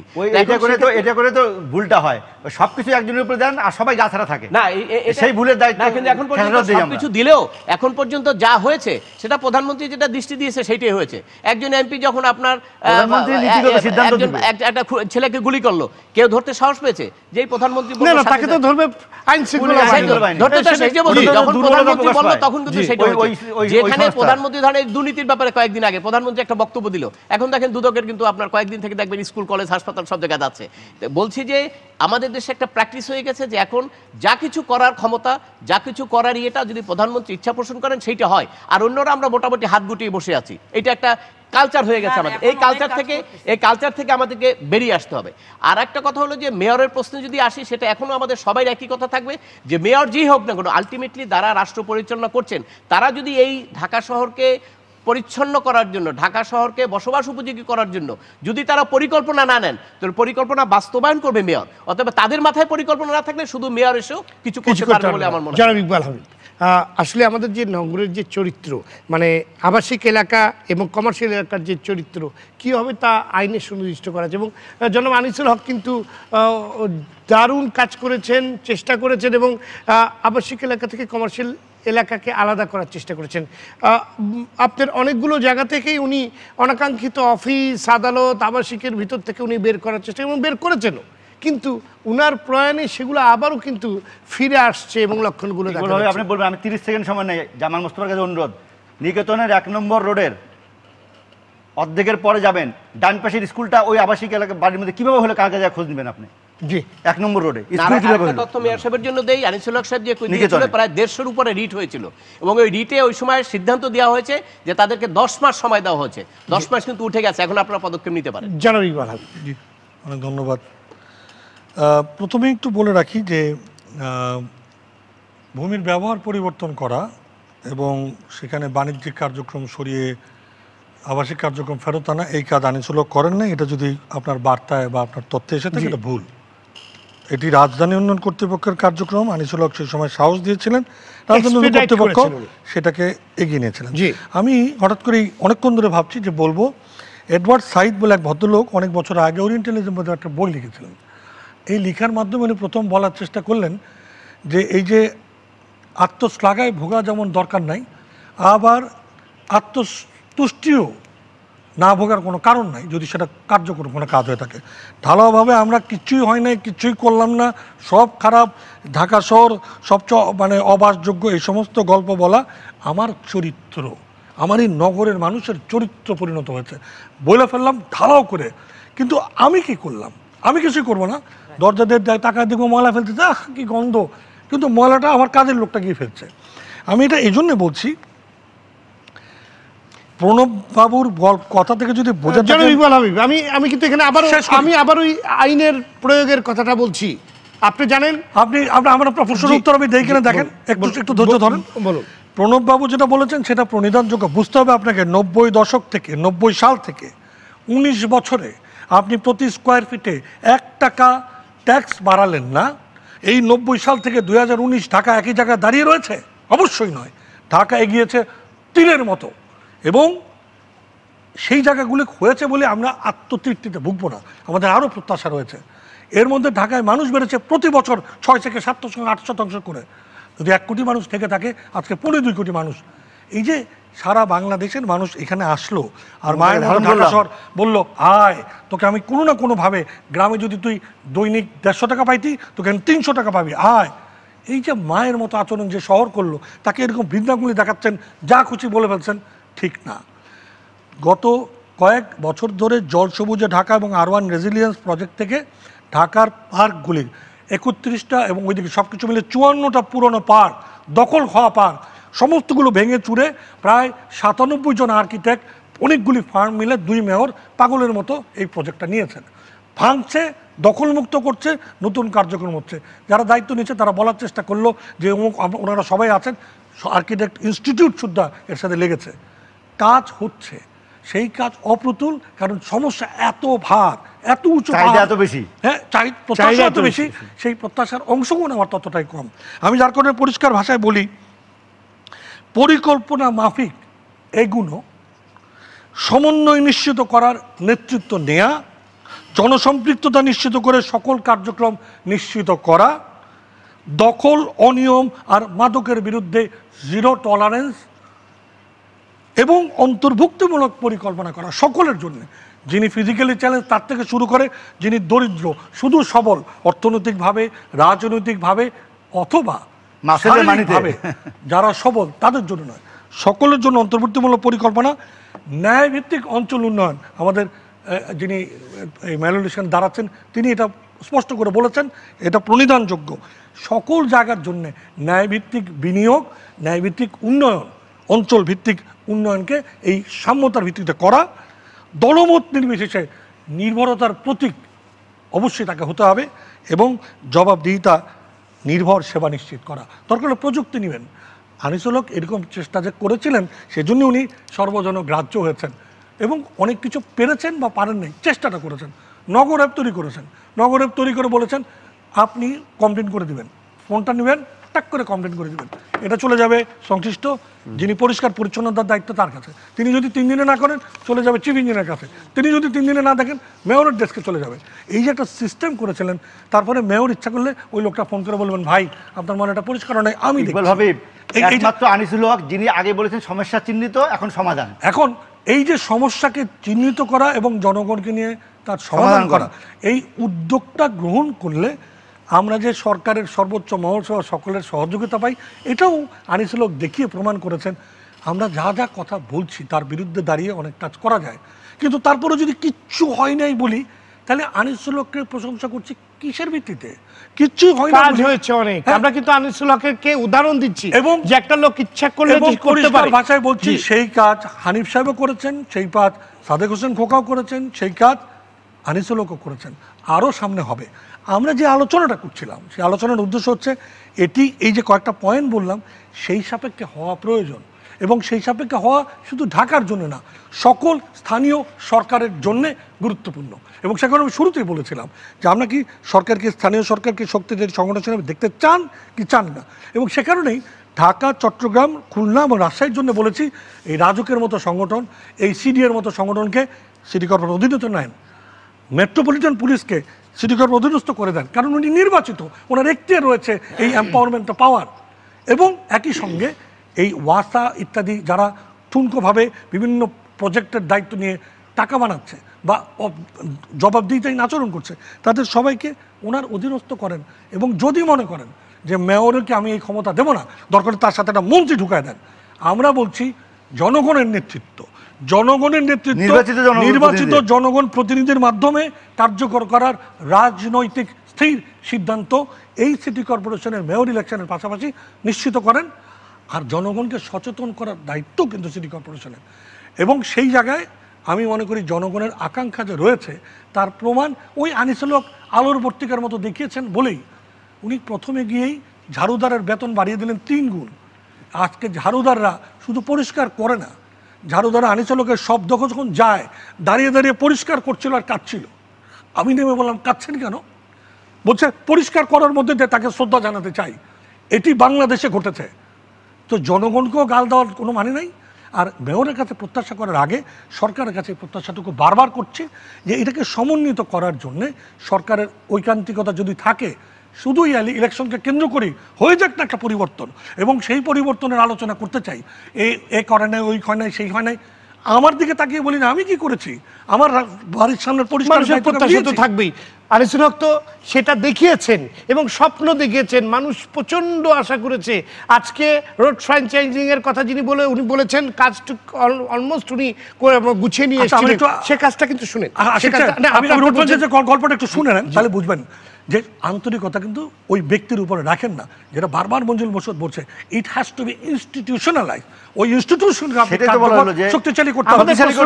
এবং এই জায়গাটায় উদাহরণটা বলি, আমাদের প্রশ্ন কেন প্রতিষ্ঠানটা বলছেন এই ফ্র্যাঞ্চাইজ, এই ইউলুপ, এই করিডোর ভিত্তিক উন্নয়ন, এই বাস ৭,৮০০ বাস বদলানো পর্যায়ক্রমিকভাবে এবং পদচারী বান্ধব করা, এই পুরো কার্যক্রম আনিসুল হক অসুস্থ হওয়ার পরে বন্ধ হলো, তারপরে প্রায় 10 মাস, তারপরে মৃত্যুর পরে 1 বছর, এই 1.5 বছর আনিসুল হক না থাকতে পারে। সেই প্রধানমন্ত্রী রয়েছেন যিনি অভিভাবক, ওনার ভাষায় দেশের অভিভাবক, এই রাজধানীর অভিভাবক, তার অধীনে মন্ত্রীরাও ছিলেন, তার অধীনে সিটি কর্পোরেশনে ছিলেন, কিন্তু মেয়র, এই প্যানেল মেয়রদেরকে সেই সিটি কর্পোরেশন 8 জন মেয়র আছে, প্যানেল মেয়র আছে, সেই প্যানেল মেয়রদেরকে এখতিয়ার দেওয়া হয় নাই, সেই মন্ত্রীরা দায়িত্ব নেয় নাই। কে তার জবাবদিহিতা নিবে? স্থানীয় সরকার মন্ত্রী 8 বছর জনবলের ফাইল আটকে রাখছে, তার জন্য তো তাকে তো আমরা ধরতেছি না। আপনি মেয়রের কথা বলছেন, কে তার জবাবদিহিতা নিল? আজকে এই কথাগুলি বললে পিছনের দিকে যাওয়া হবে এবং আমরা সেই পিছনের দিকে আর যেতেও চাই না। আমি মনে করি জবাবদিহিতা নিশ্চিত করার মতন মানসিকতা সরকারের রয়েছে। আমি এবার আরেকটু আশ্বস্ত হই, উনি বলেছেন আমি সকল ধরনের দুর্নীতির বিরুদ্ধে চিরচরণের ঘোষণা করলাম। শুধু আমি আবদার করছি, দাবি করছি, সামনে মেয়র ইলেকশন ধরে স্থানীয় সরকারের এই জটিলতাটা, সমন্বয়ের এই গভীর ষড়যন্ত্রমূলক যে প্রশাসনিক ট্রায়াঙ্গেল তৈরি করা হয়েছে, এটাকে নিরসন করা হোক এবং যোগ্য লোক, যোগ্য পেশাজীবী এই সমস্ত সিটি কর্পোরেশন ঢুকিয়ে দেওয়া হোক। আন্তরিকতার কারোই অভাব নাই। ডেইলি সাহেব ম্যাডাম বলেন, জামাল মোস্তফা বলেন, অথবা সামনে যিনি মেয়র হবেন আমাদের রুবেল সাহেব বলেন, দরকার এই জটিলতাগুলি সরিয়ে সবাই মিলে নেমে যায় সিস্টেমের। আমি সিটি কর্পোরেশনে ট্রেড লাইসেন্স রিনিউ করার জন্য আমি সিটি কর্পোরেশনে যাব না, আজকে ডিজিটাল বাংলাদেশের যুগে কেন যাব? আমি আমার হোল্ডিং ট্যাক্সের জন্য আমি সেটা বলছি, আমার হোল্ডিং ট্যাক্স পরিশোধের জন্য আমি কেন যাব? ট্যাক্সটা যৌক্তিকভাবে বাড়ানোর সচ্ছল সরকারের থাকতে হবে। আমি একজন নাগরিক হিসেবে বলছি, আমি 90 সালের ট্যাক্স দিয়ে এখনকার 2019 সালের নগর প্রত্যাশা করছি। আমাদের আলোচনা একদম শেষ পর্যায়ে, সবার কাছে আমার শেষ প্রশ্ন থাকবে, আপনারা ছোট্ট করে প্রশ্নগুলোর ব্যাখ্যা দেওয়ার চেষ্টা করবেন। জনাব আহমেদ সাজিদুল হক, এক মেয়রের পক্ষে কি সম্ভব সমস্যায় জর্জরিত ঢাকাকে বদলে ফেলা? অবশ্যই না। জি, কি করা উচিত কিংবা আপনার প্রস্তাবনা ছোট্ট করে বলুন। জনগণকে সাথে নিয়ে সমস্যাগুলোর সমাধান করতে হবে, এটি হলো প্রথম কথা। এটি তো রাজনীতিবিদরাই করবেন, কেন করছেন? রাজনীতিবিদদের সেটা করতে হবে, সেই রাজনীতিবিদকেই বেছে নিতে হবে, সেই মেয়রকেই বেছে নিয়ে দিতে হবে যিনি দাঁড়াবেন জনগণের উপর ভিত্তি করে। আমরা অভিভাবকের কথা বলছি, ঢাকার অভিভাবকের কথা বলছি, দেশের অভিভাবকের কথা বলছি, দুর্নীতি মুক্ত বাংলাদেশের কথা বলছি, কিন্তু যে নির্বাচনের যে প্রক্রিয়াটা, এটাই যদি করাপ্টেড প্রক্রিয়া হয়, সুন্দর সুন্দর কথাটা পরের কথা। আমাকে মানুষ ভোট দেখ আর না দেখ, যদি দিতেও চায়, বা জামাল ভাইকেও যদি দিতে চায়, বা আতিক ভাইকে যদি দিতে চায়, জনগণের সেই জায়গাটাকে নিশ্চিত করতে হবে। যদি জনগণ ভোট না দিতে পারে, তাহলে কার কাছে দায়বদ্ধতা? তখন যাদের উপর ভর করে আমাকে ক্ষমতায় আসতে হয়, তাদের কাছে আমার নির্ভরতা থাকতে হয়, তাদের কাছে জবাবদিহিতা করতে হবে। সেই সমস্ত দুর্নীতিবাজদেরকে আমার তখন পালতে হবে, পুষতে হবে। তেমন নির্বাচনের প্রক্রিয়ার মধ্যে দিয়ে নির্বাচিত মেয়র আনিসুল হকের প্রশংসাই তো আমরা করছি।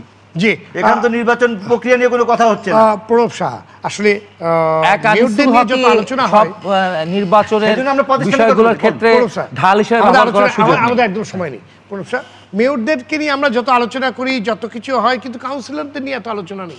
কাউন্সিলররা কেমন যেন নির্বাচিত হওয়ার পরেই তারা আড়ালে থেকে যায়। হ্যাঁ, অথচ কাউন্সিলর তো অনেক বড় আপনার জনসম্পৃক্ততা নাই। ওই ওয়ার্ডের মধ্যে উনি যে কয়েকজন ভোট পেয়েছেন, তার প্রতি তার দায়িত্বশীলতা নাই। কারণ যেটি ইকবাল হাবিব বলেছেন, আমরা 2 ভাগ করে দিলাম কেন? আমরা বললাম যে লন্ডনে অনেক সিটি কর্পোরেশন আছে, অনেক মেয়র আছে। লন্ডনে যে বারা কাউন্সিলের যে system, position opposition, leader of the house হলো মেয়র হয়, মানে বেশিরভাগ লোক যারা তারা লিডার অফ দ্য হাউস হয়, মেয়র আলাদা লোক হয়। এই সিস্টেম তো লন্ডনের সিস্টেম বাংলাদেশে কাজ করেনি। আমরা কোনো মেয়রের, কোনো কাউন্সিলরের কোনো জবাব দিতে পাই না। আপনি বলছেন পলিথিন, ইকবাল হাবিব সহ আমাদের আন্দোলনে পলিথিন দূর হয়েছে। সকল ওই সিটি কর্পোরেশনের ওই ভ্যানের মধ্যে যে পলিথিন থাকে, সিটি কর্পোরেশনের কাউন্সিলর সেটা দেখে না, বলে না যে আপনি 23 নম্বর গ্রিন রোডের বাসিন্দা, আপনার বাড়ি থেকে পলিথিন বাইর হয় কেন? এই প্রশ্নটা কোনোদিন আমার কাউন্সিলর এসে আমাকে বলে না। যে আপনার দায়িত্ব তো পলিথিন ব্যবহার না করা, আপনি তো বেআইনি কাজ করতেছেন, দণ্ডনীয় অপরাধ করতেছেন। আপনার এই ফ্ল্যাটের 20টা ফ্ল্যাট, এই ভবন থেকে কেন পলিথিন বের হচ্ছে? এটা তো আমার সিটি কর্পোরেশনের কাউন্সিলর বলেন, বরঞ্চ মঞ্জিল মোর্শেদ বলেন যে 30 টাকা থেকে শুরু করে একটি ফ্ল্যাটের ময়লার জন্য 150 টাকা পর্যন্ত নেওয়া হয়, কোনো সিমিলারিটি নেই। এটা দেখার দায়িত্ব তো তার। আমি আমার সিটি কর্পোরেশনের কাউন্সিলরকে কখনো তো দেখি না। আপনার প্রত্যাশা কি? আমি চাই যে সে জনসম্পৃক্ত করুক, সে মানুষকে ইনভলভ করুক, মানুষকে নিয়ে বলুক যে এই কন্ট্রাক্টর এখানে ঠিক কাজ করছে না, মানুষকে নিয়ে বলুক যে জল ছবি যে উন্নয়নের যে কাজ হচ্ছে আমার পান্থকুঞ্জে, এই পান্থকুঞ্জের কাজ ঠিক হচ্ছে কিনা, আমার মেয়র সেটা ঠিক দেখে কিনা, উনি তো আমাকে ইনভলভ করবেন, কারণ আমার ট্যাক্সের টাকায় ওইটার উন্নয়ন হচ্ছে। আমার কাউন্সিল তো আমাকে সেভাবে সংগঠিত করেন না। উনি লিফলেট নিয়ে যে ভোট চেয়েছিলেন, তারপরে তো ওনার সাথে আমার কোনো দেখা হয় না। ওনার একটি সনদ নেওয়ার জন্য তার অফিসে গেলেও তাকে খুঁজে পাওয়া যায় না। খুঁজে পাওয়া যায় তো উনার তো জবাব দিতে কারো কাছে নাই তো কারো কাছে। সেই জন্য তো সিস্টেমটা হওয়া উচিত ছিল ওয়েস্টমিনিস্টার সিস্টেমের মেয়র প্রশাসন, ইলেকশনটা যেখানে সরকার এবং তাহলে ক্ষমতা এবং বিরোধী দল থাকবে, তখন সেটা জবাব করতে হবে না। জি ডেজি সরোয়ার, আপনার কাজের ধরনে নগরবাসীর যেমন সন্তুষ্টি রয়েছে, তেমনি বহু সমস্যা এখনো কাঙ্ক্ষিত সমাধান না হওয়াতে ব্যাপক অসন্তুষ্টিও রয়েছে। আপনি আসলে আপনার কাজে কিংবা আপনারা আপনাদের কাজে কতটুকু সন্তুষ্ট? আমি প্রথমেই, আমরা এতক্ষণ আলোচনা যেটা করলাম সেখানে আমি প্রথমে একটা কথাই বলতে চাই, যে কোনো পরিবারে অভিভাবকহীন হওয়ার পরে এমনিতেও কিন্তু কিছুটা না পুরোপুরি বিশৃঙ্খলা শুরু হয়। এবং ঢাকা উত্তরে কিন্তু আমাদের অভিভাবকহীন হওয়ার পরপর কিন্তু আমরা আমরা পরপর দুইজনকে হারিয়েছি, আরেকজন এসেছেন। তো যে কোনো একটা জিনিস বুঝতে গেলেও কিন্তু এটা সময় লাগে, এটা হলো একটা ব্যাপার। আর আমরা যে কাজগুলো করতেছি, আমি মনে করি যে আমরা কাউন্সিলর যারা আছেন ওনারা প্রত্যেকেই এলাকা ভিত্তিক কাজ করছেন, বা সব কাউন্সিলর যে সমানভাবে কাজ করেন। যেমন প্রণবদা যেটা বললেন যে ওনার কাউন্সিলরকে উনি দেখেনি নাই, আবার এরকমও কাউন্সিলর আছেন যিনি সারাক্ষণ, যেমন আমাদের মান্নান ভাই আছেন, নাম ধরে বললাম, উনি রাস্তা বড় করেছে, হ্যাঁ মান্নান ভাই আছেন, তারপর আমাদের এই মোবাইল ভাই আছেন, তারা কিন্তু কন্টিনিউয়াসলি এই যে কাউন্সিলরদের জনগণের মাঝখানে থাকেন। আমি বলতে পারি আপনাদের কাছে দাবি করে যে যখনই আমার যে জনগণ আমাকে ডাকে আমি তাদের পাশে দাঁড়াই এবং আমি কাজ করি।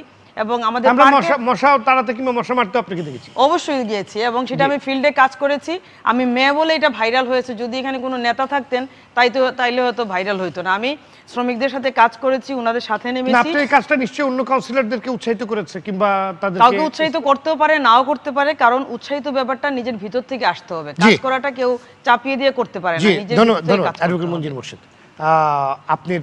আপনি আসলে কি চান, কিংবা কি যে অনেক সমন্বয়ের কথা আমরা শুনেছি, ছোট্ট করে যদি সমাধানের কথা বলেন। আচ্ছা, নতুন যে মেয়র আসবে তার কাছে প্রাথমিকভাবে আমার যে প্রত্যাশা সেটা হলো, যেহেতু আমি পরিবেশ নিয়ে কাজ করি, প্রাথমিকভাবে আমার প্রত্যাশা হলো যে ঢাকা শহরে এই পরিবেশটা উন্নয়ন করার জন্য, এই যে যেখানে সেখানে ময়লা ফেলানো হয়, প্লাস আপনার আশেপাশে যে খালগুলো নদীগুলো দখল করা হচ্ছে সেইটা মুক্ত করা, এটা হলো একটা, প্লাস মশা নিয়ন্ত্রণ করা, এটা হলো একটা মানে জাস্ট একটা ডিমান্ড, সিম্পল ডিমান্ড। কিন্তু এর বাইরে আমি একটা অন্য কথা আজকে বলতে চাই, সেটা হলো যে আমাদের যে ঢাকা শহরের যে লোকসংখ্যা এবং যে আপনার বিস্তৃতি, এই তুলনায় বর্তমান যে স্ট্রাকচার আছে সেটিকে আমি একটু মনে করি যে এটা একটা মানে খুব দুর্বল অবস্থান। যেমন একজন মেয়র আছেন এবং অধীনে কাউন্সিলরগুলো আছেন, একজন কাউন্সিলরের যে এরিয়া সেটা অনেক বড় এরিয়া এবং তার অধীনে বহু জনসাধারণ আছে, হাজার হাজার। তো সেক্ষেত্রে আমি মনে করব যে এই যে বর্তমান যে স্ট্রাকচার, এটাকে একটু পরিবর্তন করা দরকার। এবং আপনার কাজের ভার হিসেবেও একজন মেয়রকে এত কাজের, কারণ আপনাকে প্রতিনিয়ত প্রত্যেকটা সেক্টরে তাকে কাজ করতে হচ্ছে, সেখানে আমার মনে হয় যে মেয়রের সঙ্গে যদি আইনটা পরিবর্তন করে ডেপুটি মেয়রের 2টা পদ সৃষ্টি করা হয় এবং কাউন্সিলর যারা আছে সেখানে ডাবল করা, যেমন আপনার যদি 16 জন থাকে 32 জন করা, এইভাবে যদি ডিসেন্ট্রালাইজ করে এই সংস্থার মধ্যে যদি পাবলিক রিপ্রেজেন্টেশনটা একটু বাড়ানো হয়, তাহলে হয়তো ভবিষ্যতে কাজ করার ক্ষেত্রে তাদের কিছুটা সহজ হবে। এবং এই সহজ কাজের মধ্যে দিয়ে আমরা মনে করি যে ঢাকাবাসীকে তারা ভালো সার্ভিস দিতে পারবে। ধন্যবাদ জনাব ইকবাল হাবিব। নতুন মেয়রের কাছে আপনার প্রত্যাশা তো আমি আসলে তো ক্যাটাগরিক্যালি 7টা পয়েন্ট এবং পরবর্তী আরো 6টা পয়েন্ট। আমি শুধু মনে করি যিনি মেয়র হবেন তিনি যদি এটি মনে করেন যে এই দায়িত্বগুলির সবগুলি উনি সমাধান করে ফেলবেন রাতারাতি, এটা আমরা প্রত্যাশাও করছি না। জনগণকে অবশ্যই এই বিষয়গুলো ওয়াকিবহাল করবেন যে উনি এই বিষয়গুলোর ব্যাপারে সম্যক ধারণা রাখেন, সৎ, এবং সরকার যেন, আমি যে কথা বারবার বলেছি, এই সংস্থাটিকে শক্তিশালী করেন, অর্থাৎ স্থানীয় সরকারকে কাজ করার সুযোগটা করে দেন। প্রত্যাশা শুধু মেয়রের কাছে না, সরকারের কাছেও।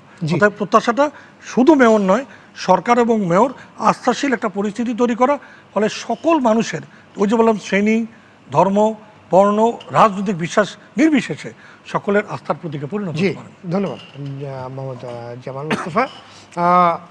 আপনি আসলে যে আনিসুল হকের যে অসমাপ্ত কাজ, যেগুলোর কথা আমরা বারে বারে বলছি, সবাই বলছে, আমাদের নতুন মেয়রও আসবেন, আপনার প্রত্যাশা কি, কিংবা আপনারা কিভাবে এই আনিসুল হকের স্বপ্ন তথা পুরো ঢাকাবাসীর যে স্বপ্ন সেগুলোকে বাস্তবায়ন করবেন? আসলে দেখেন, স্বপ্ন তো দেখছেন আমাদের মাননীয় প্রধানমন্ত্রী। জি, বাংলাদেশটাকে যেভাবে উনি সাজিয়ে চলেছেন, আপনি দেখেছেন সারা বিশ্বে একটি উন্নত দেশ হিসেবে পরিচিতি লাভ করাবার জন্য উনি প্রতিনিয়ত রাত দিন 24 ঘন্টায় কাজ করছেন। তারই প্রতিফলন হলো আমাদের আনিসুল হক। আওয়ামী লীগে বহুত বড় বড় নেতা রয়েছে, জাদরেল মেয়র হওয়ার মতো যোগ্য নেতা রয়েছে, কিন্তু মাননীয় প্রধানমন্ত্রী আনিসুল হককে কেন ধরে এনে মেয়র বানালেন? তার রেজাল্ট তো কিছুটা আপনার পেয়েছেন। আজকে সবাই একই কথা বলছেন, আনিসুল হককে জয়গান গাচ্ছে, গুণগান গাচ্ছেন।